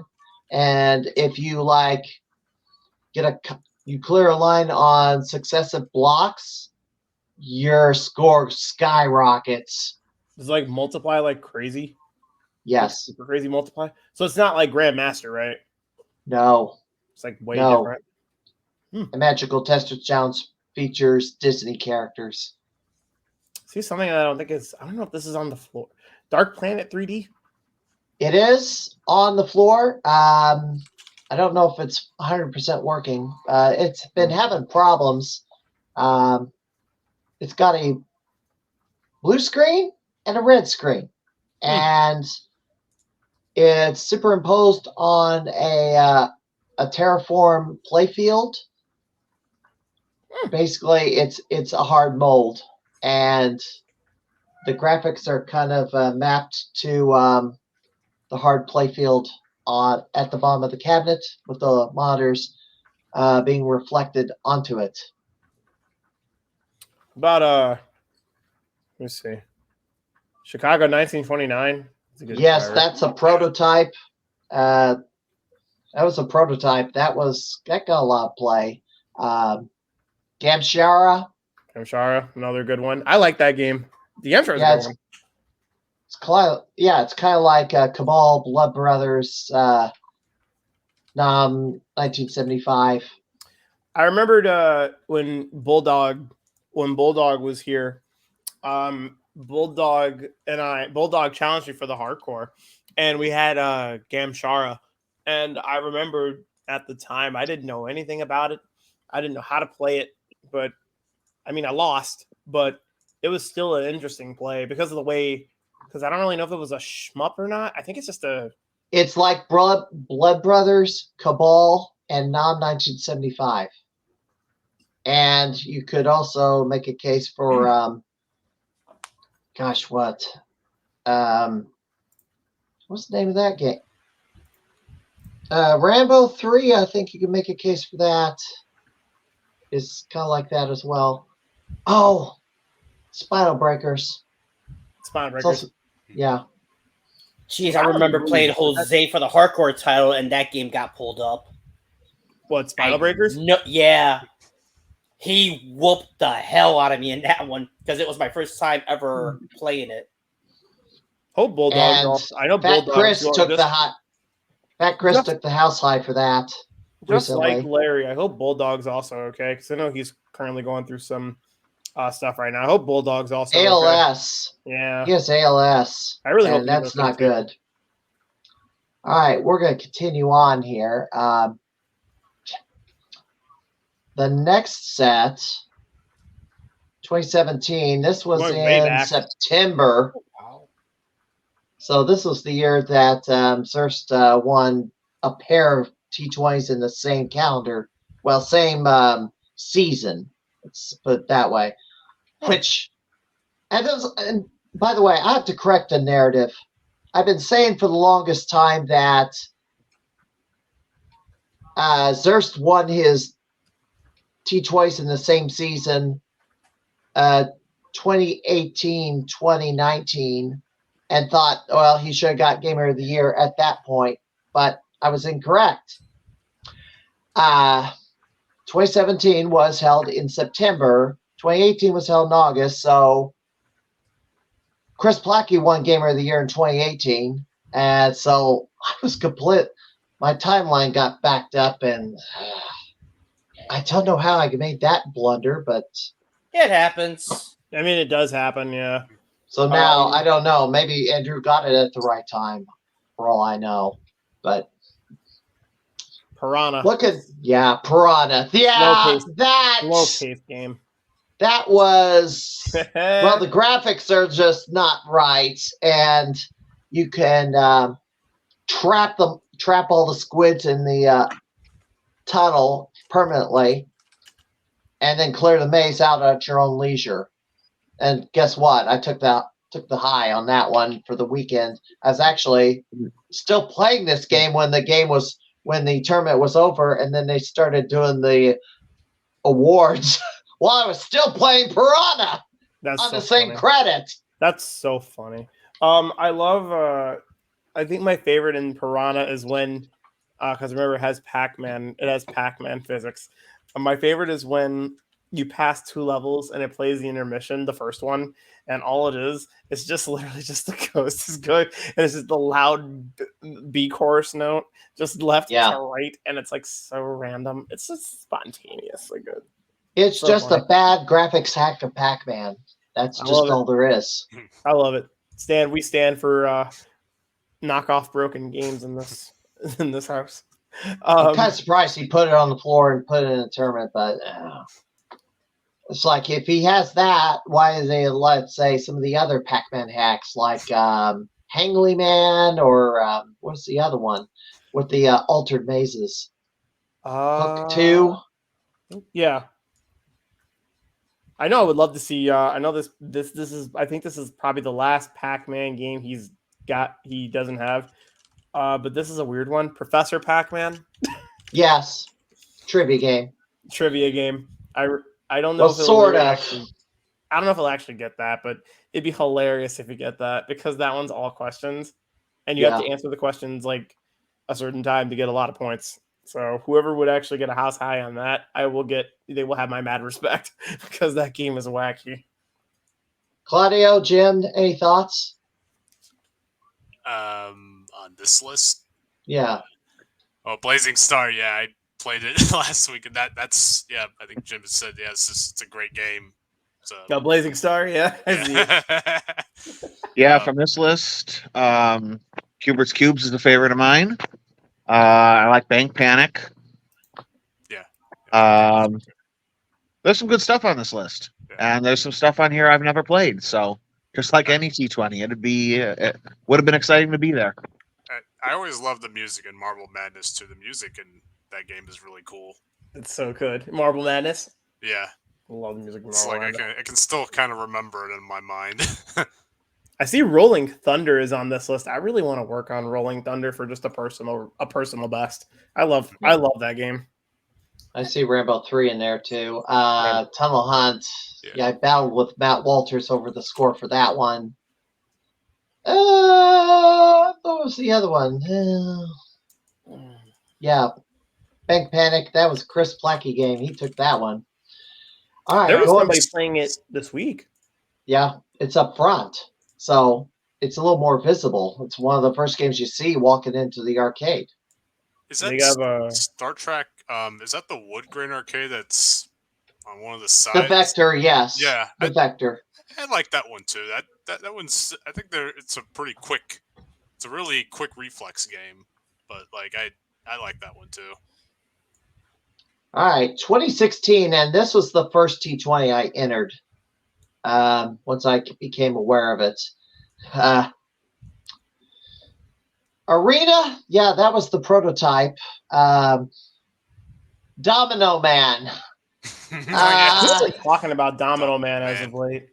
Yes, because of this game got entered into and because of Twin Galaxies made a huge blunder. The way they were tracking scores for Domino Man, they were allowing people to set up and remove dominoes in one spot endlessly. And because of that, I do want a little bit of a caveat.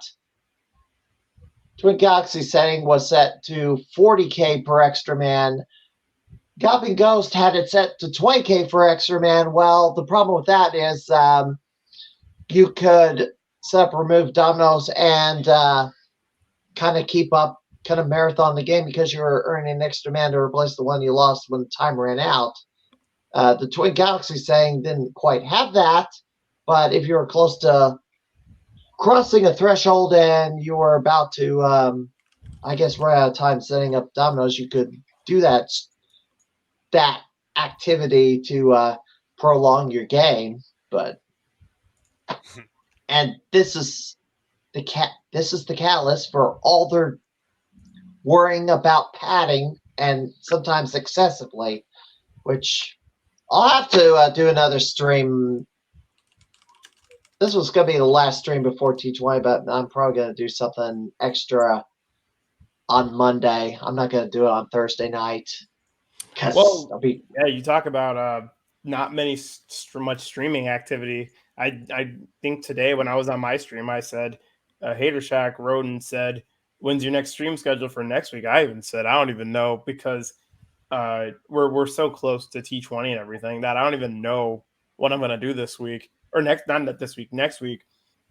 Well, I know what my schedule is next week. It's basically I'm running down to Southern Illinois the 6th, staying at my dad's for my birthday, but I also have to run to Marion, Illinois to film a wrestling event at a festival because I've been hired to do that.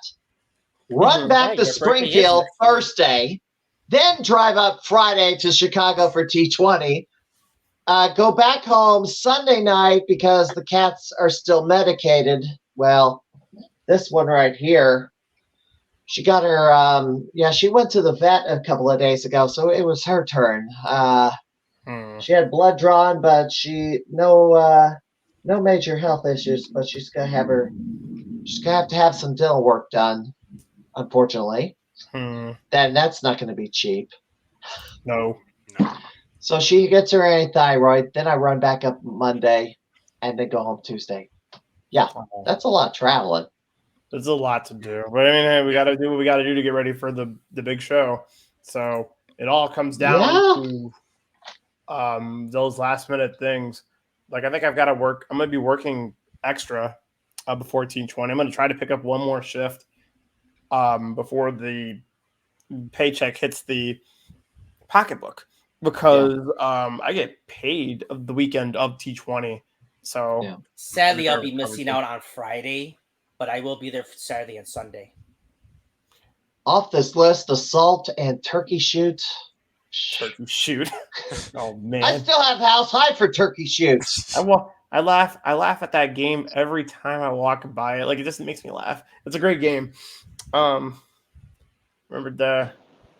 not hard. It's a great game.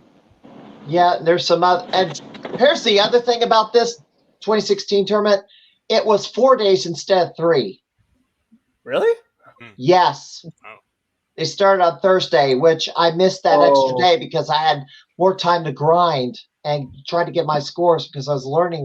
This is my first experience and trying to get all those points up. By the way, I got a little video. This video's from 20. I'm gonna have that muted. God, this is yes. mind-blowing. Look how clear. Look how empty that room is. Dang. So nice and clean. Interesting. Claudio said nice and clean. Dude. Yeah, it's a mess in there now. They're have to move a bunch of stuff around to get 20 arcade cap. Look how spaced out it is. Look at Matt. Did you see Matt Walters?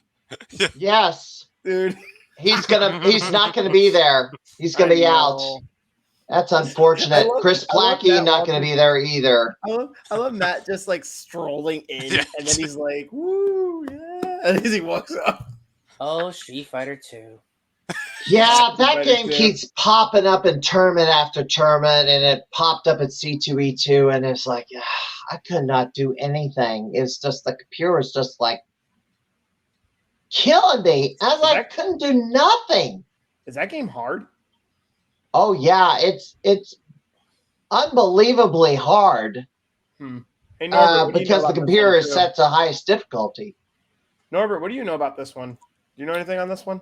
Play the hell out of it back in my day, but also this is part of the. It's also part of the Street Fighter 30th anniversary disc. I actually have done a stream of this. Matt again. Oh, there's Matt Walters again. But no, look at him.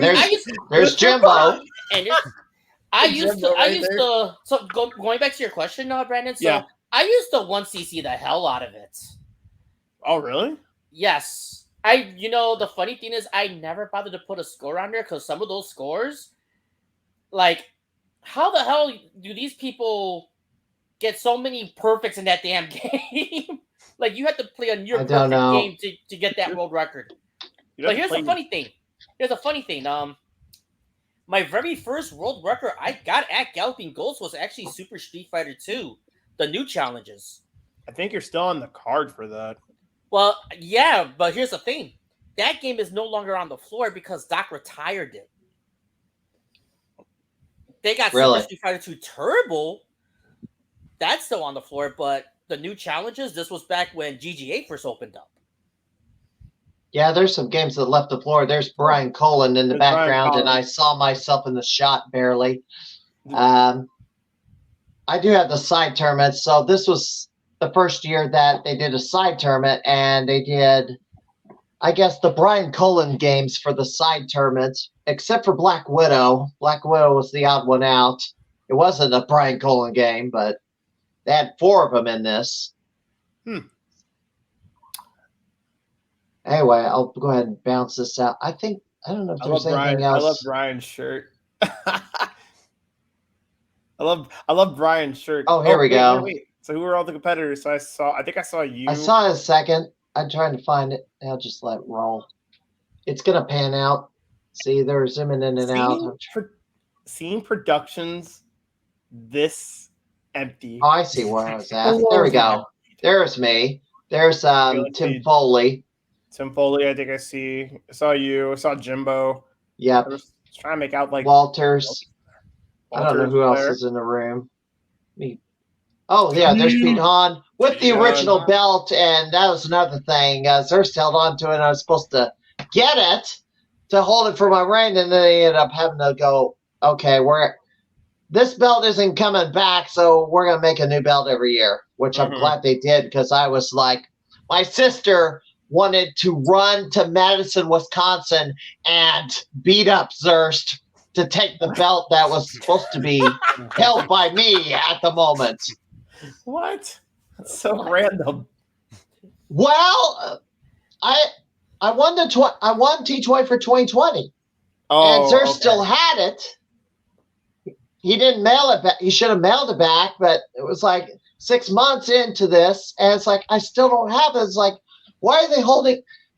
So my sister was like not happy about that, because I won that tournament, and I should have possession of the belt for that calendar year. And Zurst had it for 5 years straight until everything shut down due to COVID. I'll tell you what. I'll tell you one thing right now. When it comes to also for Gamer of the Year, the Zurst got a target on his back, because beating him or even getting close to the numbers of John Liming for T20, it's a big jump. John and Liming 1 point away. Rocked the boat. It was last year, right? Yes, 1 point away. Poor John. I remembered how mad he was. I remember that. Skins game screwed him over. Skins game messed him up. And I could not. I remembered, I think it was like the tournament was wrapping up. I came on Sunday, and John Liming was still playing he was like on a few of the machines, but I know when he was on Skins, he was stressed. He was stressed. The last half hour, he wanted to play Cy Battler, and I was on it, but I was like I was doing my best run on Cy Battler, so once I finished the game, I just passed it on to John, and yeah, I believe that was the last coin he did for the last year's T20. I think I saw Liming. John came in 2 weeks ago. Yes, he did. Yeah, he came in and got a couple of scores, and I talked to him, asked him how things have been since last year.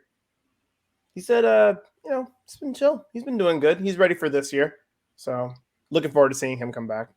I did see the Galaga score that beat John Liming's. Somebody I felt bad. Somebody beat it by 5 to 6 million points. It was also, and what's crazier about that is that it happened a month after he put up the stream and the video. A couple months. Or like a couple months? Yeah, it was maybe 2 months after. I mean, it's a GG. GG is a GG, but it's like, man, he worked his ass off for that. So, but he's taking it well. So he's getting make sure that he's focused and ready for T20. So I asked him. So he's doing really good.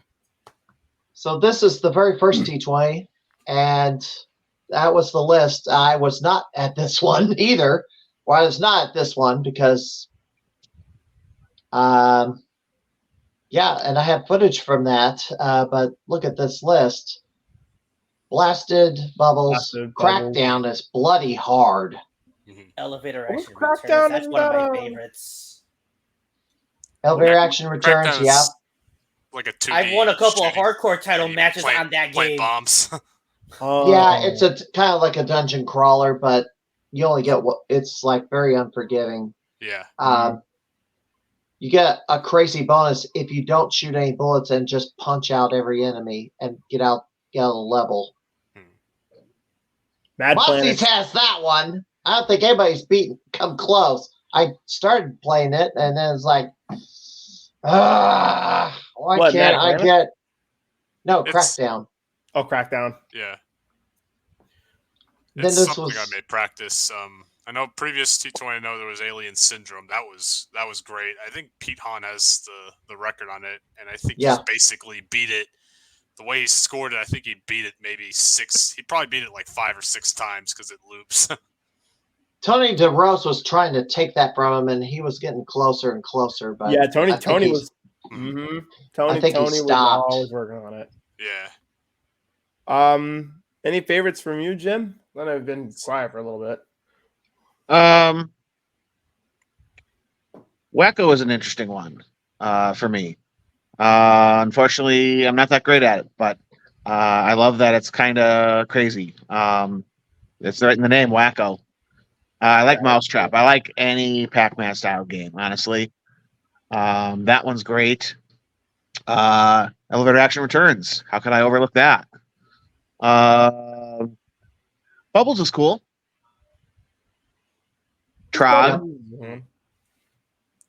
That's a good one. More on this list I don't know than I do. Kickman is pretty unique, since it's I have played a it. unicycle game. Early I game, have played yes. it, but I don't know much. I don't really understand it so well.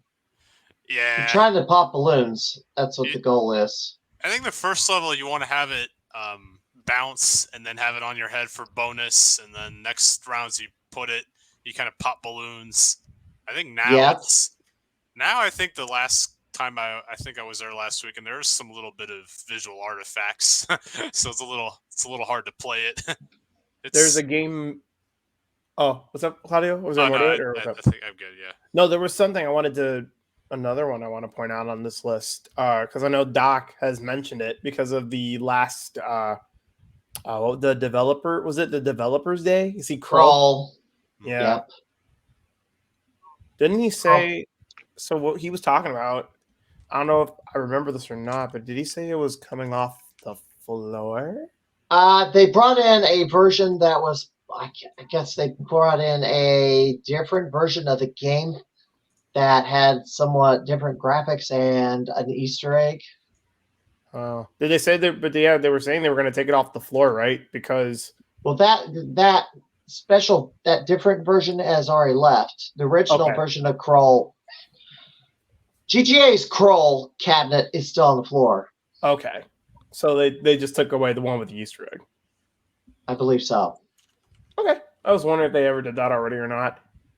Mad Planets. How could I ever forget Mad Planets? Though that's another great one. Them getting the Mad Planets Cabaret, the Mad Planet Cabaret. Yeah, got to see it at T2E2. Great little cabinet. Yeah, then that one kid just dominated. What kid? Austin Swan. Was he in the? That guy, the kid, he was a teenager. He took the world record on it. I think he was barely in his teens, and he took the world record on it. He still has it to this day, and got a trading card. Wow! So he played it at C2E2. No, he played it at Galloping Ghost and took the world record for it. Oh, yes, Austin Swan. Yes, but he's now a young adult now. We're gonna see him in T20. I don't know where he is today, though. But so here's the side tournaments. As we mentioned earlier, the Brian Cullen games, except for Black Widow, Sarge should have been on this list because that was a Brian Cullen game. I guess these were all ones that Brian did the graphics on the cabinets. So you're saying Sarge should have made it? Yeah, because that was one of his. Black Widow did not belong on this because that was not a Brian Cullen involved. Brian Cullen didn't have any involvement on that one. That's an Atari game. Why was there? I don't know. For lack of a better term, I just deemed this the Brian Cullen games just because they didn't all put the a rest name on of these Blaster, Cosmic, Xeno, Zwackery, those are all Brian, but yeah, Black Widow, I don't know.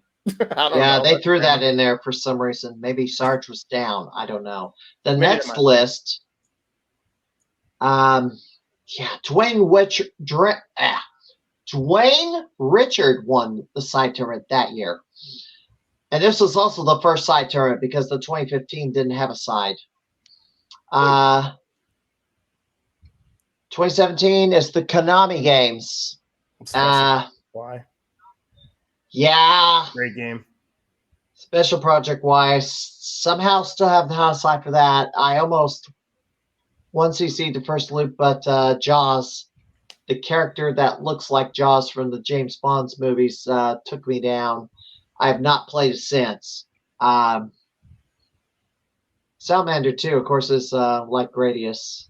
And, of course, Crime Fighters, which Andrew somehow took the house high for. Took the house high away from James Gonzalez. He just got. That was a shocker. Well, Andrew be like, because he plays something. It's like dust. It's gone. Literally. Well, I was told he grinded on Crime Fighters for 8 hours straight to get it back. People Sanity. Put up the fight though. It's crazy. But Super Contra, Salamander 2, Devastators. Yeah. All side tournaments I was never here for in the past. Wish I was. The next one was Day East Games, and RoboCop 2, I believe, made its debut. No. Well, maybe it did. I don't remember. It made its debut as a T20 game. What's Edward Randy Cliffhanger? Okay, so that was... It's an oddball. The scoring, you start with so many points, and then it counts down, but you take out enemies to get your score going back up. But if you run out of points, the game is over. Oh, what the So your heck? score is basically your time limit. You're running on top of airplanes in the first level, hopping from plane to plane, like, I don't know, miles up in the air. It's bizarre. Oh, what the hell? So you have this whip that you're grabbing onto things to swing up and down on. Yeah, it was a wild one. Getting a score. Oh, what's up, Claudio? Yeah, you want to back that up? You gotta speed run your way to keeping your score good. You mean like Yes. Castle of Dragon? Castle of Dragon, yeah. This is one. They're worried about padding. Well, if you speed run the level, you can get a very good time bonus. So it's basically a question of, can you get more points killing enemies in the level, or can you get, or is it more fruitful to get that bigger time bonus? Those are definitely rules that are going to start looking into place when more people start playing it, because I know, again, playing it at home, definitely, it's all about getting those speed up shoes. Yes, and it can be sped run and beaten in 3 minutes if you don't die.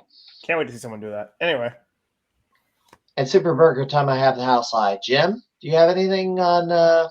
You played any of these? I have played all of these except Cliffhanger. Edward Randy. Okay. Yeah. Not really favorites of mine, but Super Burger Time is okay. Boogie Wings is interesting too. It's Isn't shoot 'em up. a beat 'em up?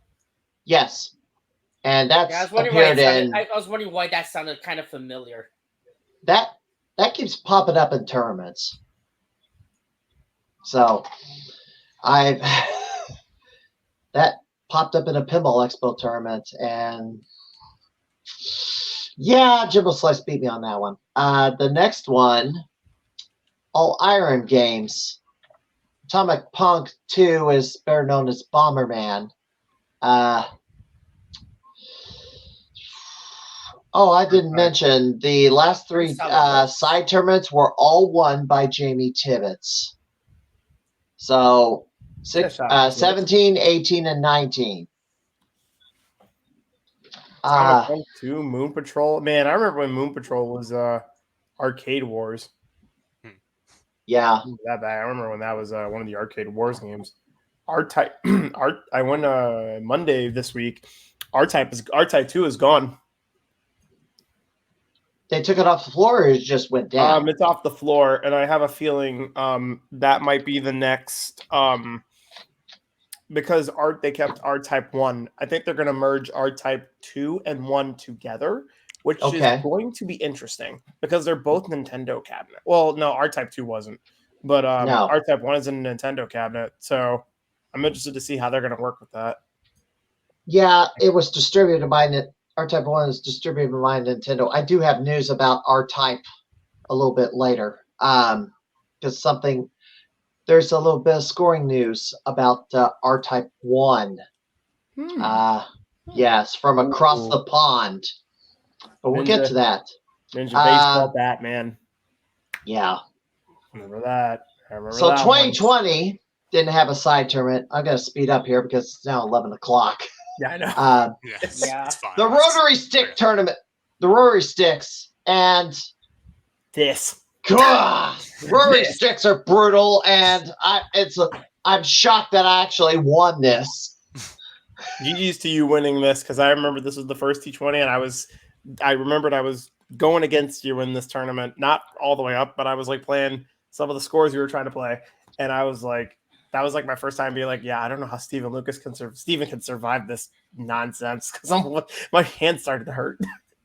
Jamie Tibbetts, if he did not bail, he was fighting for second place because he had a string of third place finishes.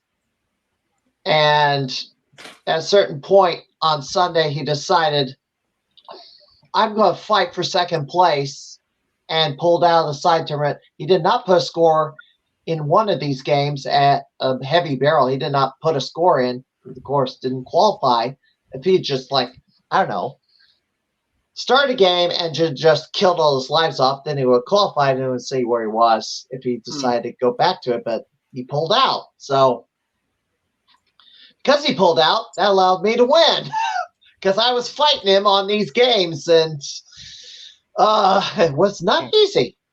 Once he was out, he was going. It was like smooth sailing from there. Not really, because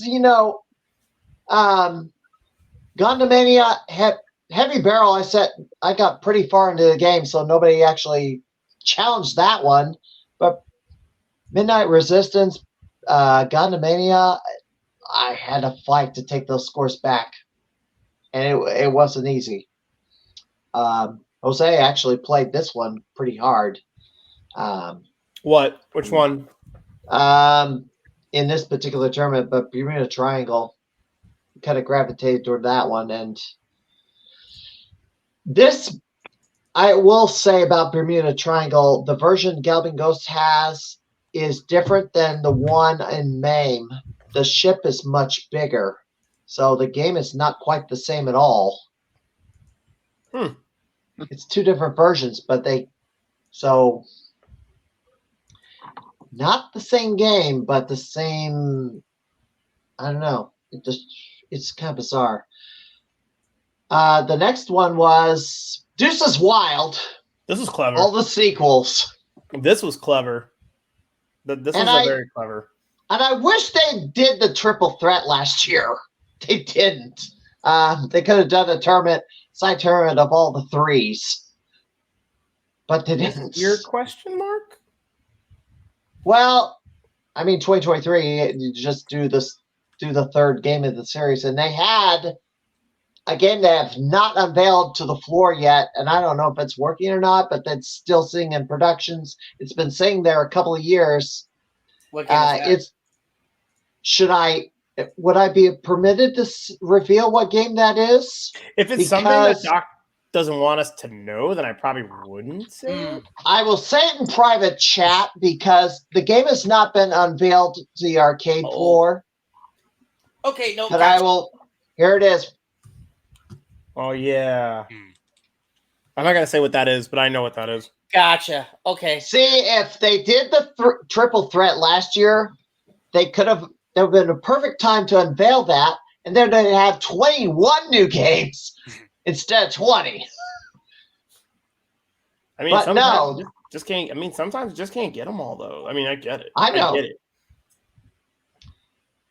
I won this 2, surprisingly, and I was kind of surprised because I didn't think I was going to repeat. When did the streak begin? 2021. So I won the T20 in 2020. The year after, I got the side, and then that kind of got me over the finish line for Gamer of the Year. Then I won Deuces Wild. And then there's this, and then last year's was the Mini-Me's. Another clever tournament. This was also very clever. Alcon, Gunsmoke, Mega Force, Space Map, and then the I guess what is it? The Uchu. Yeah. How do you say this? Uchu. Loosely translated. Contactee. Space Grand Strategy Chocovator Contact. Bro, I didn't think Doc would put that game in T20. It showed up in the Pinball Expo tournament. Was that the same year? Yes. This game here showed up in a Pinball Expo tournament, so they've done this before. Dear God. Yeah, that game. But these games up here, I had personal bests on. All of them? Yes, for T20, yeah. I really want to learn Chocovator Contactee so bad. But it's like, that game is, there's so much going on. Okay, let me give you a tip on this one. I remember beating Andrew Owasco on Space Zap for the hardcore title. I don't know how I did it, but oh my God, did my wrists hate me for the rest of the day. I think Contactee, there was like a 4-way tie for first, I think. What the heck? Yeah, I think we all tied with 100. I'll tell you the reason for that. The key to getting the 100% is basically you pick the 4 events that you can get the S rank on, and you do those 4 events every single time. And that's how I get 100%. Now, if you get 100%, you get a bonus stage. However, if you mess up, you get nothing. It just goes to the regular ending. Yeah. Or the bad ending, so to speak. So the only way somebody can get over 100% is to clear that bonus. And it's like, kind of like, I don't know, Guitar Hero, sort of? Kind of. Same vibe. I will laugh if Guitar Hero makes it to the T20. Oh my God. I don't think that's going to happen. As a main game or even side tournament. I don't think that's going to happen. That'd be hilarious, though. It's the second most common game out there. Yeah. In arcade, but I don't think that's ever going to. I have my doubts. I don't think it'll happen either, but I'm just saying it would be interesting. It'd be interesting. Yeah, I would also have to go with that on Norbert. It'd be interesting and hilarious. Welcome, Chloe Gwen. Oh, Chloe. Hey, Chloe. What's up, Chloe? Long time no see. Hope you're doing okay. So here's the real. So I have some questions here. So now we just got through the daggone list. Actually, I'm going to throw this up here too because this is footage from the very first T20. Hey, there's Fred DeHart. Yep. I don't know if he's going to appear this year or not. Jamie Tibbetts, don't know. There's a bunch of people in here that I've. Oh wait, no, that's not Chris Blackie, is it? I see Jimbo. No, Chris Blackie hadn't come along yet. I don't think. Jimbo. Yes. I think that was Joel Hedge there. Well, there's that was Martin Bedard. I think I did see Martin in there. Yeah, he was there. Side tournaments. Here's possible ideas for side tournaments. Arcade at the Movies, which would be 5 arcade games that were based on a movie, not the other way around. Oh, it had to start out as a movie. So Street Fighter the movie would be eligible. Willow would be another one. Rambo 3. That would be really cool that would be a really cool concept for this year. I do like that idea. Just having games that are based off of movies. I thought you were talking about games that were featured in movies because arcades do get featured in films. So you could pick cabinets that were actually like featured in movies. like you see them, like RoboCop. Yes. RoboCop would be in the tournament too because the game is based on a movie. So That would be a both. And I did cover the triple threat. Yes, games with a 3 on the end. Apache 3 would also be eligible, even though it's not a third in the series. That 70s tourney would be games that were basically released in the 1970s. That would be really interesting because there's not that many of those. Galaxian, Space Invaders. Space Invaders. Here we go. We had something. Yep, traveling. Where you going? Where you been heading to lately? I know you went back to California. That video just ended. Somebody's joined us. JP Pitts has come back. Welcome back, and you're muted. And you're still muted. Yeah. What are you talking I'm about? not still muted. Well, he was for a moment, and then it just... So, update. Yes? Around the Brookfield area, we just lost power. Oh, that's fun. Ooh. Did you guys wait? Yeah. Where did you guys lose what? power? You guys lost power? Oh, Yeah, it's dark in there. Oh boy, I better call my mother and ask if she's got power right now because she lives around that area. Well, it might be because of the storm. Power, no, it was thundering outside and it was lightning everywhere. Yeah, that's accurate. And so there's bad storm running through Chicago. But I was getting ready to right now. What's up? Oh, there, you're still there. Okay. Go ahead. Well, yeah, hold on. Because of the whole power thing, I'm about to leave pinball right now. It was bad because, it was storming. Oh, look at the lightning. Oh, I just saw a bolt striking through. But yeah, literally half of Brookfield lost power. Dang. Does that mean so we have no power in pinball, or what happened? My parents don't have power. I think pinball had a brownage. The arcade had a brownage. So I think someone's over there fixing that right now, and I think we're looking at a flood warning or something. Oh yikes! That's no fun. Yeah, So I'm gonna be at Westmont right now. I'm going to my second house right now, and just stay over there till it clears up. I'm having my parents go over there right now too. So, are they gonna meet you there? Or? Yeah, they're gonna meet me there. I have one of my agents open up the door right now, so they should have my parents be there in a minute. Okay. Yeah, because I know we did get a mini storm passing over Joliet earlier, so it was raining outside my window just about a few minutes ago. It was pounding the window. Oh, it's coming down hard. I am walking through the rain, folks, and it is probably not the best idea to walk in the rain while you're wearing a backpack that carries two laptops and some chargers with some that can cause explosions. Yeah, I was about to say. I don't need an umbrella. Who needs an umbrella? Well, apparently you need one now to protect your equipment. Exactly. For what? This is something I agree with Steven with. Just dry. It's kind of just dry. Fair enough. I think my laptop will last. But no, I can handle the rain. What are you talking about? I'm a man. And your computers can? Yeah, I'm a man. I can handle it. Okay. And maybe so, but your computer equipment might be a whole different story. Well, let's just put it this way. I gotta check the gym real quick. Yeah, the gym's out of power too. Then that means the arcade has to be out too. The arcade has to be out.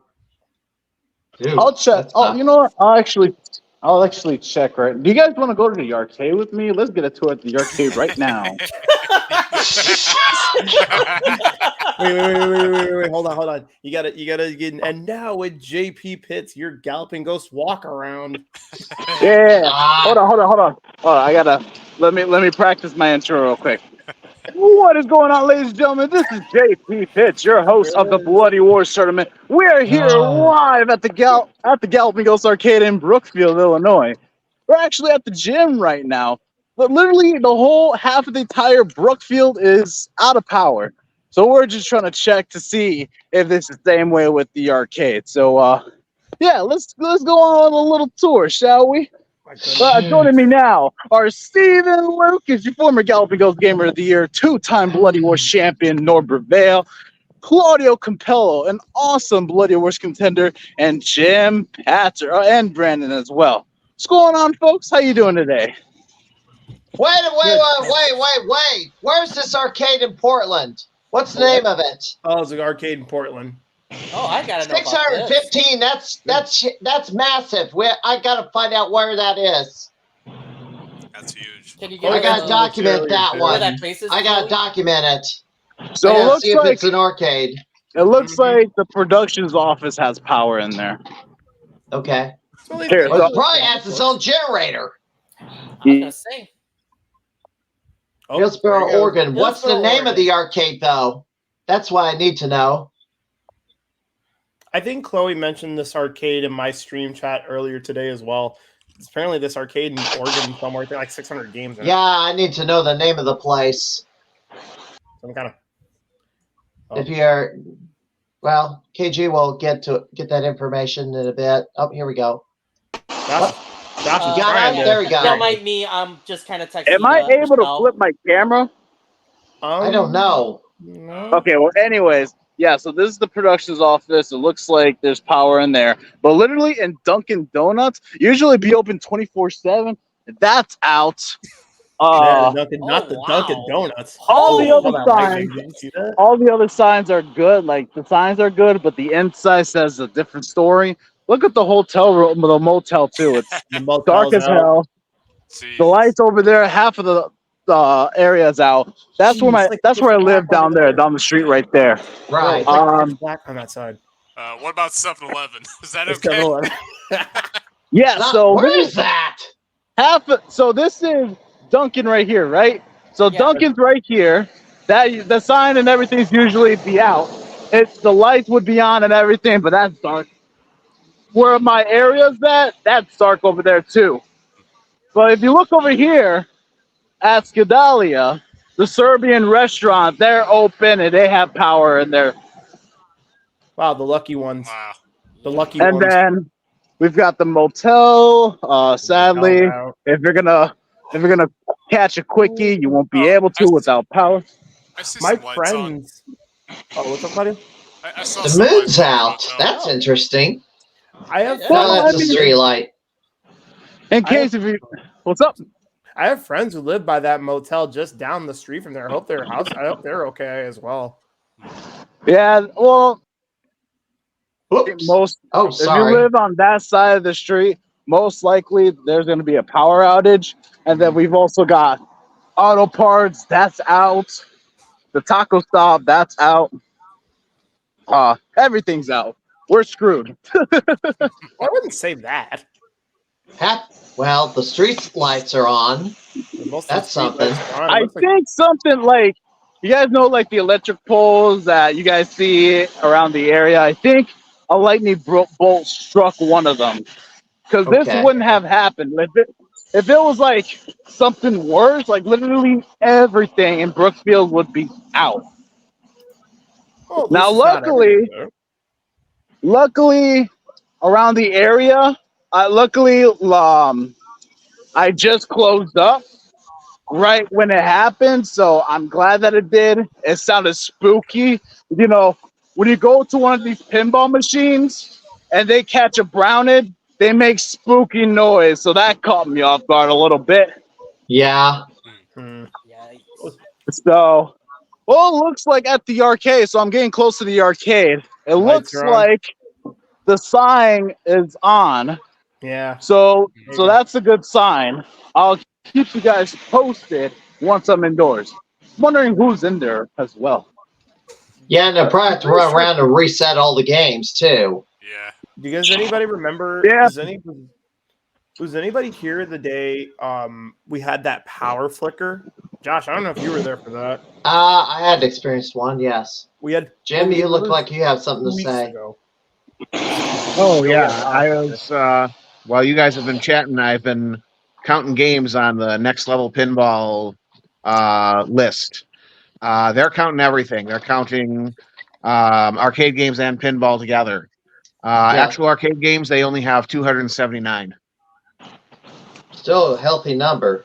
I mean, next It's still big, yeah. Outsize's pastime in Youngstown, Ohio. So right now, like I said, I'm texting Michelle. She says hi to all you guys, by the way. Yeah. So, Since she's out still in Alaska, she's supposed to come back like next week. So, update on the arcade and the power outage. So, it looks like if you go to the auto shop, that's like down the street next to Galloping Go. So, it looks like it's flickering. It's hanging in there. But when you look at the arcade, the lights are on and everything. So, that's a good sign. We still got people here, too, at the arcade parking lot. Signs are still there as well. Let's see how the Canton expansion looks. Oh. Yep. Oh, it's on. Okay. It's on. That's a good sign. All right, let's check out the other game. Oh, yeah, dry off, Josh. You gotta get in there and dry off. Yeah, I will. All right. Bro. I am here, folks, at the arcade. Oh, looks like we've got Gene in here. Oh, Gene. And he got shut off. Oh, God. Yeah, I know. Oh, he's back. I'm with Gene right now. Do you want to say hi? Hi. Hey, welcome to the podcast. This is your first appearance. How you doing? You're on the Crimeycade podcast. I'm first. Yeah. Welcome. What are you guys talking about? We're talking about T20. T20. Okay. We gotta wrap it up because it's like Did you almost experience a 11:30. power outage? Yeah, it looks like a second. Okay, so it's like a brownish. Were the games flickering at all? No. Okay. Well, that's good. It looks like no damage has done to the arcade. You guys look over here. There's a Street Fighter 6 design right there. If you guys haven't and thought about doing Street Fighter 6, sign up today. Go to www.bloody-wars-tournament.com. And it looks like he was about to say WWF. Looks like everything. It looks good. It looks pretty decent. Yeah. Looks That's good. Well, they're probably on endless generators, so you know how they be doing.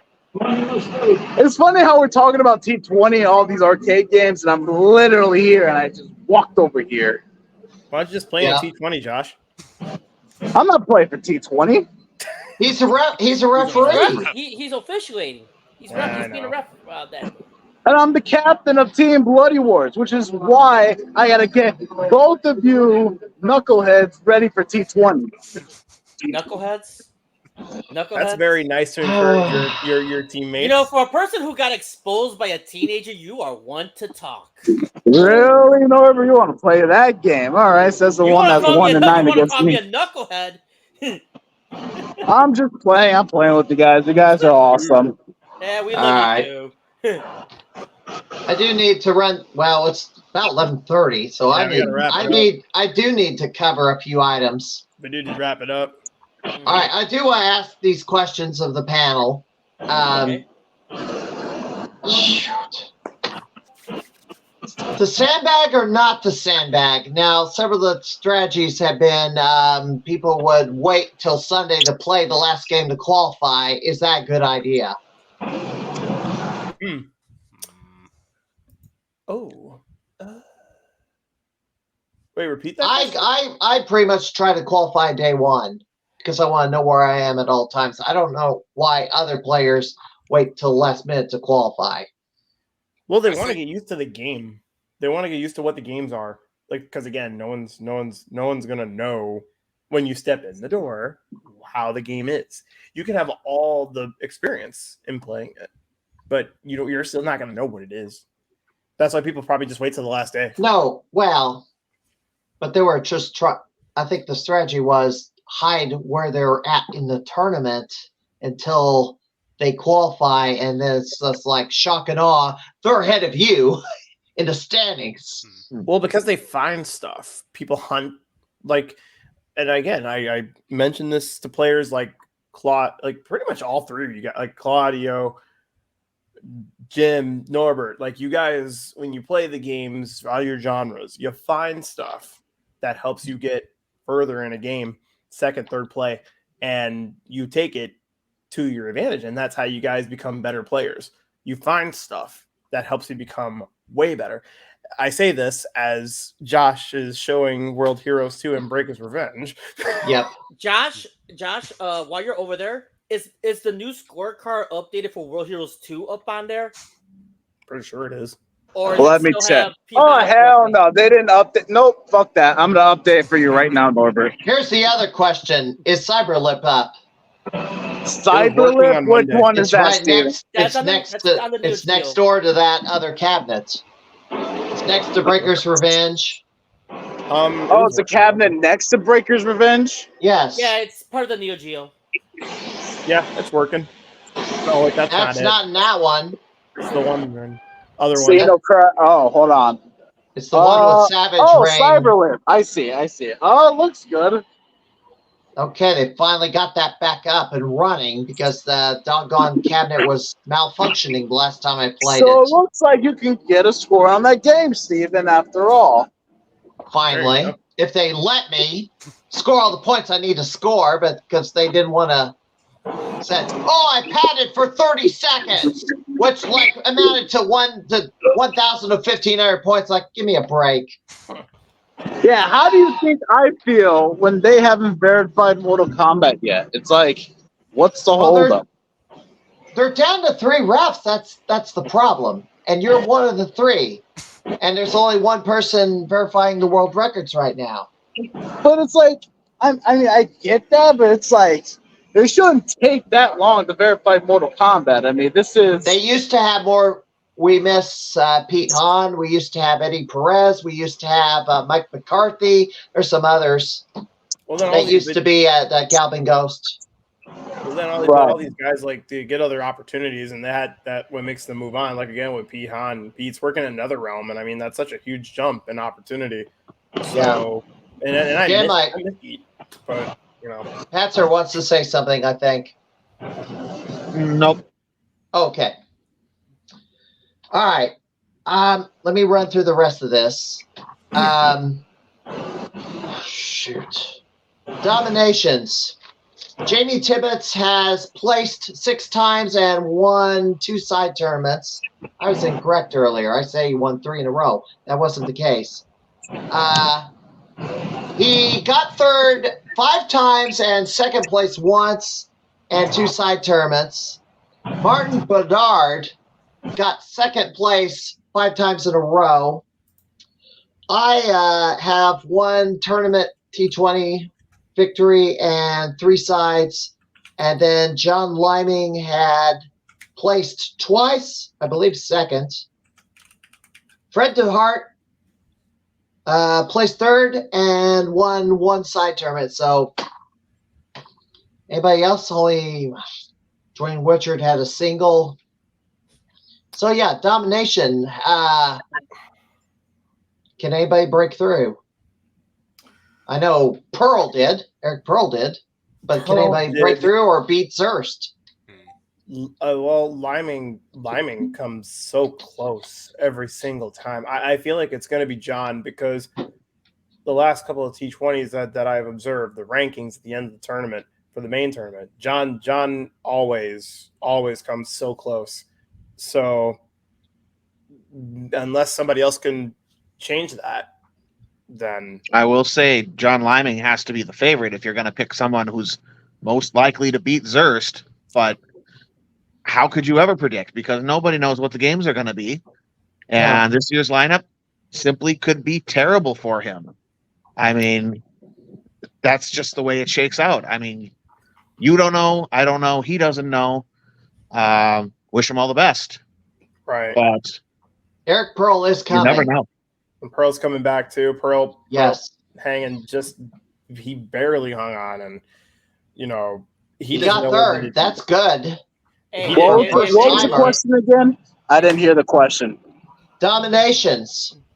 I went through who's dominated T20, and then the question is, can anybody beat Zurst? The only way someone can beat Zers or Pearl is if those 20 games were all fighting games. Honest to God. I like to see that match. What I was gonna say was Lyman was pretty close to Zurst. I mean, he was so close to upsetting Zurst. John Limey put in a great score for Gallagher. I think that's the world record for Gallagher, if I'm not mistaken. Was. Or at least what? What's up? Was. Okay. Well, he did put in a record for that game, so that was pretty insane. If I think that there's anybody that can take down Zurst, at least for this year, it should be Limey. Okay. Anybody else? Shoot. Money's on Liming. I mean, Yeah. he did it 2 years in a row, unless Jim backing up what I said about John again, and I think for sure John's definitely. Is Zurst even competing this year? Don't know, because he's not on social media, and he does not drive, I don't think. So somebody brings him here. Yeah, he only comes down here. Like, it's crazy how, like, I mean, I talked to the guy before. He's pretty chill. But, like, the thing is, like, ever since, like, he's won what? How many Gamer of the Years? 8 Gamer, like, the Gamer of the Years. He's won 8 T20s, correct? 8 T20s. Yeah, 8 T20s, right? So he's over here making a resume for himself. If he was over here, if he was capable of being over here, he would have easily had Gamer of the Year in his hands. The thing about this is, like, well, he's the current Gamer of the Year. He's not that far from here. He's like, what, from West Dundee? That's like where Catherine Bowes is Madison, at. Wisconsin. Okay, He's that's from close Madison. to close to West Dundee. That still proves my sort point. of. Yeah. My thing is, that's like, he's literally next door to Catherine Bosey. And how many times have you been seeing her often ever since I gave her contract? You know, it's just like, if you're given the responsibility, if you have been given the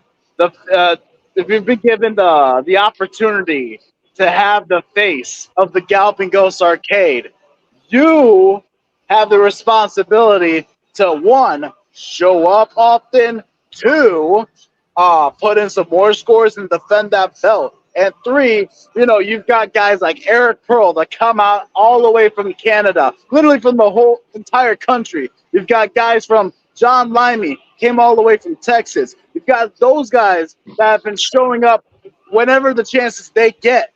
And I think they deserve to have Gamer of the Year last year when they had the chance. Especially the fact that, they would travel all the way from different countries or states just to be here and put in some scores.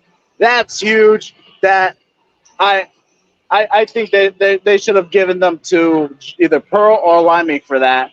And maybe next year they might have their shot. I think Zurst was a little overdue because he won 8 of these in a row. It was a open question as to Doc was considering not giving out Gamer of the Year last year. Well, that's when I started putting in odds for, nobody gets Gamer of the Year. But I reduced that number because I think there is one person in this room who has a good shot at it. Assuming nobody beats Zurst for T20. It just all really goes back to this year's T20, honestly, this year, because with, again, like, honestly, I thought Pearl, backing up what Josh said about Pearl, I thought Pearl was honestly going to have it too. The day that Pearl put in, the day that Tom read out, I think it was like, 12 WRs that Pearl put in. I thought that was going to be enough. Because that never happens on Monday Mystery either. So I thought he was going to win because of that. Pearl definitely deserved it last year. He was a big contender for that. The fact that he would have put in time to not only come to the arcade himself, but to bring his other guy in here, what's his name? Jacob Grimm or something? Mm-hmm. And literally almost knocked down the entire Schmups rooms with scores. And to me, you're going to do that, at least from hell, someone from an entire country, and, put in scores and then come over here at least once or twice every 3 or 4 months. Doesn't matter, dude. Like, that should have been given to them. But hopefully we'll see that this year. Well, again, Pearl's coming this year, so we're definitely going to see more magic from him. I know that. But Jacob Grimm actually finished 4th in last year's T20. Yes. Oh, yeah, I think he was. I remember it. But, yeah, it's really crazy to me. But, yeah, it's I think, I mean, Doc has such – taking away from the original question, but Doc really has – he has a hard time picking Gamer of the Year because he knows if you have a good connection with the man, you know you're going to get handed that Gamer of the Year title. Doesn't matter for what, in my opinion. Yes, scores, big thing. But having a good connection with Doc is another way to get the Gamer of the Year title too. Because, if he likes you, that's another way to start getting in there. I mean, yeah, it's scores, but you also need to have good connection with the guy that runs the show, because basically that's get on his good side. What's up, Norbert? Basically trying to get on Doc's good side. Yeah, and that's just as hard as getting in a world record score for any game. And I've never really argued with Doc on anything, so no, but I may have to. I gotta make a stand on the scoring thing somewhere along the way. But again, just like scores, yes, that's one big aspect. But again, having a mutual friendship with Doc is, again, that's another one of those things that he's looking for. He wants to make sure, you're respecting his business, you're respecting his time, and you're kicking ass and putting in scores too. But relationship. And that, by the way, you brought up a good point. I just kind of remembered just now that,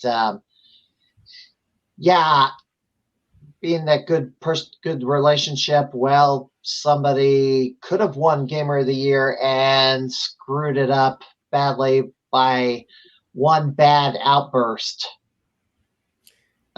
And I'm not talking about Jimbo Slice, it's somebody else. One bad outburst and then did something stupid later, which somebody else we know has a major issue, has a major grudge against him for that. So, but I'm not going to mention names, but you might know who I'm talking about. But yes, beats the hell out of me. Be a good ambassador, and that's what I'm trying to do. Jimbo Slice is trying to be a good ambassador to the arcade, and anybody else who wins Game of the Year has to be ready to act as an ambassador to Galloping Ghost. Well, it all depends at the end of the day. It all really depends on what Doc and Tom's decision is going to be. I mean, I can advocate, but it's still a hard decision because I know there's still. I think by now Doc should have already picked his person for Gamer of the Year this year. No, I don't think it. No, it was. No, we are about the reason why I don't think he's not. Well, one, he waits till like I don't know, at 2 hours before giving out the Gamer of the Year to pick Gamer of the Year. Well, that's what happened to Zurst. Because the last 2 years, I asked him, when did he pick Gamer? Did you wait till such and such time to pick Gamer of the Year? It's like, yes. It's like, well, I think that's what happened to Zurst. That's definitely what happened to Zurst. Well, yeah. Well, last year was the perfect storm because T20 ended the same day they gave out Gamer of the Year. So once T20, because I believe T20 decided who won Gamer of the Year. If Liming actually beat Zurst, he would have taken home the belt instead of Zurst that year. Guaranteed. Wait, go back to that chart. You pulled up the I'll chart. bring that up. Yes. This is my odds right now. Oh my God, I love how this is how I see this I love at this time. 10%, no one wins. Well, this used to be higher. I had this at 20. I just dropped it down. So this is my final projection. Oh, well, Jesus. after T20, yes. Whoa, wait, 25% Patzer, 25% who upsets Xerxes at T20, 25%? If anybody upsets Xerxes at T20. The double 25% ratio. Is that even? Well, this adds up to 100, so I did not. Yeah, he's trying to do the basic math right now, and I mean that's just Jesus, tongue twisting. Statistically speaking, the status right there. I mean that's pretty accurate, following the all the way up to the 100% mark. So a little update right now. I just left the arcade. I am on my way to Westmont right now. See if my family's over there right now. Looks like as of right now, the area of Brookfield, the other side of Brookfield, looks like that the power's back on. It looks like you're in the car. Yeah, I'm in the car right now. I'm just looking. Be careful, because I don't know. There's laws against looking at screens while driving, especially I'm cell not driving. phones. I'm not driving. Okay, good. I don't think Josh doesn't. I don't think Josh, you don't even drive. I know better than that, and yeah, I do drive as of right now. Especially during this interview. No, not happening. Okay. You got to do the Uber way. The Uber way. So go to answer Steven's question on that with the Gamer of the Year thing. I feel like some of that is accurate. Can you pull that list up again? Yeah. This is basically what I'm able to observe is how I formulated this. I'm obviously not up there all the time. So why is liming 5%? That's what I want to know. Question. The reason why he's at 5% is kind of weighted towards how often you're up there. So Andrew's there all the time. Liming's only put in a couple of appearances since last year's T20, so about 2 visits. So why would it matter if it has to do with someone being there often? I mean, no, I'm not giving any. This is me going back to Liming. You know, when he first appeared, I think he only came out to the arcade once this year, and it's now twice because he did the Gallagher run and then he did the recent scoring. Right, and that should be one of the reasons why he should his percentage should increase. Now he's going to be in T20, no doubt about that, and that's another reason why I think he should be higher. After T20, this whole thing's going to jumble anyway because this top line here is going to disappear if Xerxes wins T20 again. So, and then that gets redistributed. So what would happen if Xerxes wins again? Who do you think has a better shot? Well, if Xerxes wins T20, then he's got it. Again? If Xerxes wins T20, he's pretty much got it.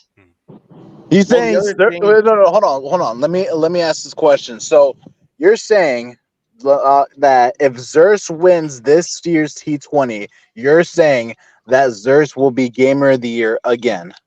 No. If somebody beats Xerxes for T20, that is, takes first place instead of Xerxes, and Xerxes finished second or third or out of the top 3. Yeah, that person's going to win Gamer of the Year. Most likely. Yes. Okay, so if he does, what would happen? Who do you think will be Gamer of the Year if Xerxes wins again? Then this 25% is going to get redistributed. It also depends who participates in T20. I don't know. I'm backing that up with what Stephen Lucas is saying. So definitely it will depend on, because we all know Andrew's going to probably three-peat at a certain point. I don't think it's going to be this year, but I think we all can agree it will come. But I think if Zurst wins, I think that's then going to vary on who came second to Zurst, and I'm pretty sure it's going to be Liming. It would either be Liming or whoever came second to Zurst. It would make sense. Well, in that case, if Zurst Liming goes second again, it's pretty much going to be Patzer versus Liming. So, Jim, why- you're uncertain if you're going to be at T20 right now, as of right now. This is true. Uncertain would be the way to describe it. The good news is my condition ebbs and flows. And things have been looking up these last couple of days. I was actually just out at the Galloping last night trying to up my Blazing Star score, although I wasn't able to. I was there and I was playing. And for me, the limiting factor is actually the drive down to Illinois. Yeah. That took more out of me on this recent trip for Power Stone than I expected it to. And so that's kind of the thing. It's like I'm glad that happened. That's actually one of the side benefits that I foresaw in coming down for Power Stone, was just to find out how ready I am for that kind of travel.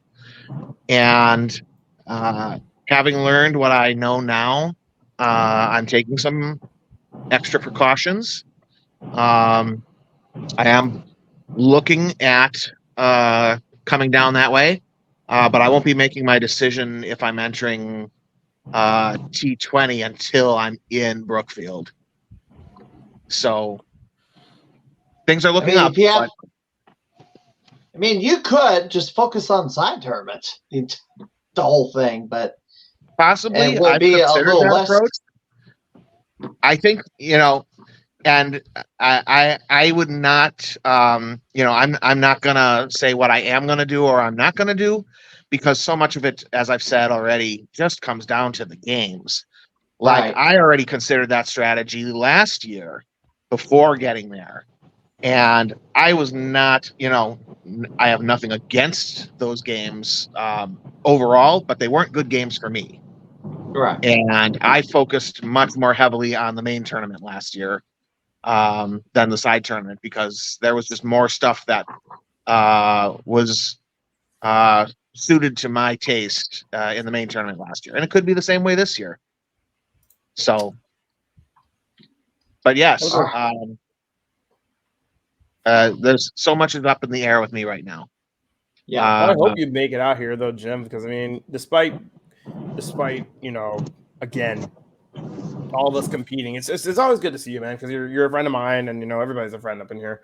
It's good to see all you guys, because community is all that comes back to it at the end of the day. Scores or not, community is the big thing. So, again, there's different genres, different games, different scores, and we're all still players at the end of it all. So I really do hope you come out here though, if you can. So yeah, man, I appreciate that. I'm hoping to be there. I am, doing everything I can to make it work. And like I said, I'm actually just super grateful that the Power Stone tournament happened when it did, because it gave me an excuse to test my limits. And things did not go the way I wanted, but I learned from it. And that's gonna raise the possibility that T20 is gonna work out for me. I was hoping that you would come out in second place in my tournament, dude. Again. That would have been funny to keep that streak going, that's for sure. Yeah. But that's okay. You gotta take care of yourself. Yeah. For sure. Absolutely. So what I had a question. This was I wanted to respond what you guys were talking about regarding T20 being part of Gamer of the Year, and in some levels, to an extent, I believe it does. However, I don't think that if it's T20, if someone would have played T20, it all depends on T20. So, like, for example, if Xerxes wins, if Xerxes wins, that means, the people that came in second or third place and the other people that put in time to come into the arcade and put in scores and put in tournaments and being part of the community. Well, it's let like me say you're this. disregarding that. And that's how I felt when it's like when someone was saying, it all matters if someone wins T20. And like, you got to include the other stuff first. T20 is a part of it's a part of the Gamer of the Year thing, but it's more to that. It shouldn't be the only thing. There's something. Last year was unique. Doc was floating the idea of not giving out Gamer of the Year. Also, T20 ended the same day as anniversary. That is the first time that's ever happened. So this last year kind of was, and I guess to a minor extent, 2021, to a minor extent. Right. T20 was a factor, but last year was a perfect storm. This was the first time that T20 played a major role in deciding Gamer of the Year. Go ahead. That won't happen this year because anniversary is a couple of days later. Well, I don't think it would have to do with the date and how close it is towards the anniversary. I felt like it had to do with the process behind the season of Gamer of the Year. Now, yesterday, we can all agree that last year, T20 was the ultimate way to decide who would be Gamer of the Year. Correct? Can we all agree on that? Hands down. Yeah. So, and why you might ask, in my opinion, is because at that time, no one really contributed towards the Gamer of the Year season. And you've seen Andrew already making his campaign like way stronger than everybody else. And no one was going to pull a 3-peat that easily. That's why you see people being like, or at least some of us behind the scenes were like, it's cool that Andrew has two Gamer of the Year titles on his resume, along with Pete the Hahn. other thing was that. Let me jump in. Let me jump in a second because there was some other things I needed to share on that. I literally took Ducka's word that he was like the month before he teased it, that he was not going to give it out. And then the week later, I was there in the house for the Monday Mystery, and I asked him point blank on the stream, I thought I heard you say you were thinking of not giving out Game of the Year. And he's saying, well, he hadn't seen anything that impressed him. Well, I did see something that impressed me, and I handed him a letter at the conclusion of T20 saying, this is who the contenders for Game of the Year were. Now, I didn't think he was going to give it to Xerxes, so I didn't put his name in the letter, but I made a case for this person is plausible for Game of the Year. This person is also plausible. This person is also plausible. You know what Andrew did that year? He won the 10X the quickest. He won the 10X title repeated in 11 weeks, which was the fastest season. He also overtook Pete Hahn for the Ghost Rider position in the power rankings. Right now, it's like his resume was stronger in the 22-23 season than it is now. The only thing that Andrew could hang his hat on is if he manages to overtake James White for Professor Token Taker, because he's now only 400 tokens away. So going off of that, it's like you just proved my point, Steven. It's like, yeah, Andrew has he was pulling off everything. That's why there's no 10x. There was only the commander thing, which that didn't last long. But yeah, That that didn't all work happened out. because of him. Because he no one else was up to the plate to dethrone Andrew with a 10x belt. It's like Andrew's gonna win it no matter what. And who wants to see Andrew win the same belt over and over again? No one does. And that's why it was like, okay, T20 might be a better solution because no one was gonna. Thank you, man. Have a good one. So yeah, no one has the only way to settle this is T20, and Andrew doesn't win T20. Xerxes is usually Andrew's Xerxes. he's not even won. He's not even placed, or he's just kind of down the second, somewhere between 6 and 10. Right. So my argument towards that is this year is different because I felt like we are seeing more competitors trying to put in some more work towards Gamer of the Year. You've already got Zerst, not Zerst. You've got Pearl, Liming, Jim Patzer in there. It's like you see these people now, and like I said, T20 is part of the conversation towards Gamer of the Year. The last year was an exception because if it's T20 last year, it has to be towards Gamer of the Year. That could be an exception. Why? Because we're not seeing anyone stepping up to the plate. Now we're seeing a little bit of a progress from some people, which is why I'm saying it shouldn't be all for Gamer of the Year this year for T20. Well, yeah, it's not. Unless somebody beats Xerxes for the belt. Unless Xerxes gets dethroned. That's the only thing. But again, you have to also look at what if he doesn't pay attention to that aspect. Because remember, this is Doc. I know. This man's unpredictable. He's unpredictable. I mean, he's given us multiple surprises with these Monday mysteries that most of us didn't expect him to get these certain games. So Doc's all about the element of surprise too. So I will also point out over the past 12 months, somebody would get hot briefly and then just kind of fade into the background, and then somebody else gets hot, fades in the background, hot, rinse, cycle, repeat. And then you have to. I'll be right back, guys. I'll be right back. See, you're good. Yeah, we're not too. Yeah, we're at midnight now. We got to wrap this up. Heck yeah. I've got somebody gets hot briefly. It's a shame that somebody gets hot briefly and then fades, and the ones who come back and add to the resume are more likely gonna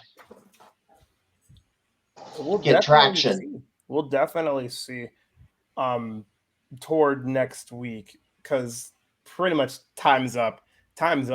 So it really kind of just goes down to this whole week, what scores go in this week, and then the readout before 1,000, all of that. It's pretty much do or die.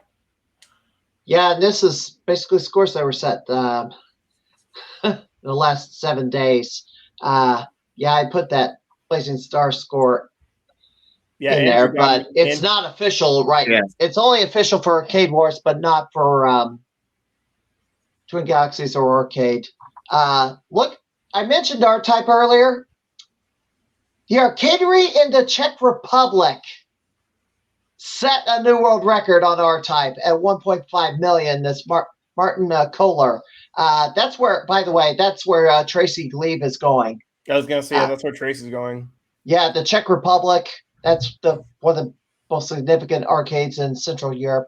Aerial Fighters, the world record was set on that. Somebody broke 1 million, and that's the highest record score for that. Oh, man. I almost forgot about the Outfoxy score from this week that Jim did. That was also really cool. Congratulations on that one. Rarely sees action. Yes. So All really right, good real stuff quick, guys. for that. I'm gonna take off real quick. I am actually at my second house right now. I'm already hearing my German Shepherd go off right now. So, All right. real quick before I leave, I just want to say, Norbert, Jim, Steven, Claudio, got all the regulars out there. Love you all. Appreciate you guys having me on the stream. Oh yeah, and if you guys want a outside sign. Hold on, I don't know if you guys can see it. You guys want an outside sign of Street Fighter 6 Where did you at even your get that? household? I Oh, I've got can't plenty even of those see it. things. I've got plenty of those. I Here, wasn't let me even see. ready for that, Josh. Low key. What the heck? Josh could be putting flyers all over the Dude, lamp Are you posts. gonna put those on the streets of Westmont? Yeah, it's going everywhere. If you guys Oh, want Lord. one, let me know and I'll give you one. No, Ready? so let me know. Are you gonna have But- us sign it? Bro. What's up? Are you gonna have us autograph the flyers again? I wrapped the Yeah, this yeah, those are open on sale. That Yeah, took those are- forever. yeah, it did.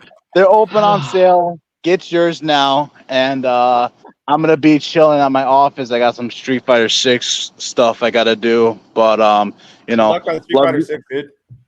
Yeah, I gotta work on that stuff. I've been staying up all day and all night for this, so gotta get on it. So, Steven, love you. Claudio, Jim, Brandon, Norbert, you guys are good people. Team Bloody Wars, let's head out to T20 and make some history. And yeah, let's Make go, some guys. noise. Hey, Make some noise. Let's go, Yeah. Colt and Damien. All All right, right. see you guys. see All right, you, take care, Josh. See you, man. Josh. See ya. All right. See ya. Okay. Norbert, you got 4.3 million too on the Yes, World sir. Hero score. Yep. Yeah, but this it's is not the- on arcade yet. That's the problem. This is also the last thing I'm actually gonna say because I gotta go to. It's also the midnight. I got another call on Discord waiting for me. Oh, all right. But I will say Brandon? this before I go. Yeah, Andrew smoked me in Fire Barrel over a 200,000 max. Previous score was only 611, and I got a 612, and I was like, tried to hold on to it, but yeah, he came in on a day where, no, I didn't actually play he- this game yet. on the same day. I think another good one that he got was Second Earth, because that game is so confusing. So big bonuses to that, because that game is so confusing. And there's the score. Gate of Doom. He almost got He got Legend of 600,000. Kage, he got Gate of Doom, and the only reason he got Gate of Doom is because he's got the WR for Dark Seal, which is technically the same as Gate of Doom. Well, yeah, but it's a Dark Sail 2 is a sequel. The sequel, Yes. same game. Gate of Doom is the original, and that was in a T20. He's putting in the time. That's all I can say. All right. Well, with that said, yeah, Chloe, I agree with Chloe 100%. I got another call to do before I go to bed. Damn, those So already past midnight, but I'm usually up until 4 a.m. because this is around the time I'm usually at work. mood. That's a mood, dude. God. Wow. Before I go, I will say this. It's been fun. I know it's getting late, but I got to get on another Discord call. Before I Yes, get you said that. You said that. All Like, I right. don't know, Have a good night, Brandon. Yes, but I will say you guys are all good. Jim, Claudio, Norbert, Steven, Good night, Chloe. Allison. Appreciate you guys. Glad I was able to be a part of this. Looking forward to T20, and yeah, I'll see you guys in 1 week. All right. All right, So- See you Brandon. next Yeah, weekend. I'll All see you right. next week, Brandon. See ya. Yeah, Have take a good night, care. guys. All right. Well, Josh, we another 15 minutes. We'd eclipse Brandon's record stream, but it's past midnight, and I gotta go work tomorrow, and I bet you guys do too. Nah, I'm off Friday. I get every other Friday off work. So yeah, this happened tomorrow. It just happens to be my day off, so I'll step into dumb records and try to get that score in Dale Jr. Yeah, 55 million Oh, on. jeez. Gosh, I'll throw this up there. Yes, that's the score to beat. 55 million. Jim, you work tomorrow or today? Actually, now Yeah, we're officially on Yeah. the second day. Yeah, I'm working in the morning. All right. Have a good night, Jim. All right. Good talking to you All guys. right. Thank All you. right, take Thank you care, for Jim. joining me. Claudio, thank you for joining me tonight. And Norbert Vale, thank you. Yeah, no problem. Yeah. Thanks, Steven. I'll see all you guys at T20. Yeah. I'll be at T20 as well. Yeah, I'm always happy to be here, Steven. Yeah, feel free to reach me if you got anything. Same here. All right. I'm going to check Friday to see if my score's still, well, actually Saturday morning to see if it's still staying, but I can't play till close because I got to run to Pacific, Missouri to film another wrestling event. Yeah. Right, and you said Hired you're supposed to be going the day of the Street Fighter 6 tournament, right? I am That's the doing 24th. something else. Yes, I am doing something else. I have to film. Yes, Pro Wrestling Epic is using me as their primary cameraman. As I wind down my activity in the wrestling scene. All right. It is what it is. All right. I mean, I guess I will probably see you guys for Josh's podcast on Tuesday. Otherwise, I will see some of y'all in person next weekend. All right. All right. See you guys. Yeah. See you guys. And all this stuff is happening too. All right, Claudio. Have a good night. All right. You too, Steven. Good night, man. All right. That will wrap it up for this edition of the Crimeycade podcast. I am taking the week. I might. Yes. Good night, KG. Have a good night. So yeah, this was the second longest podcast ever, and we're past midnight. Well, I may stream Monday. I may play a game, but I also have stuff to say that I couldn't do it tonight because, roundtables take up a lot of time and we all have a lot to say. So it was best that I rant some other time, and I got material to talk about. Hopefully they'll give me a raid after Monday Mystery Game on Monday. We'll see. But until then, yes, we'll see Monday. But anyway. Well, should I raid somebody? I got 2 viewers, so why not raid somebody? Let's raid somebody. But, oh, he's still going? No. I think everybody's wrapping up. We're going to go to bed. Anyway, that will do it for this edition of the Crimeycade podcast. And good night, Chloe. We'll see you sometime in the near future. Have a good night, everybody.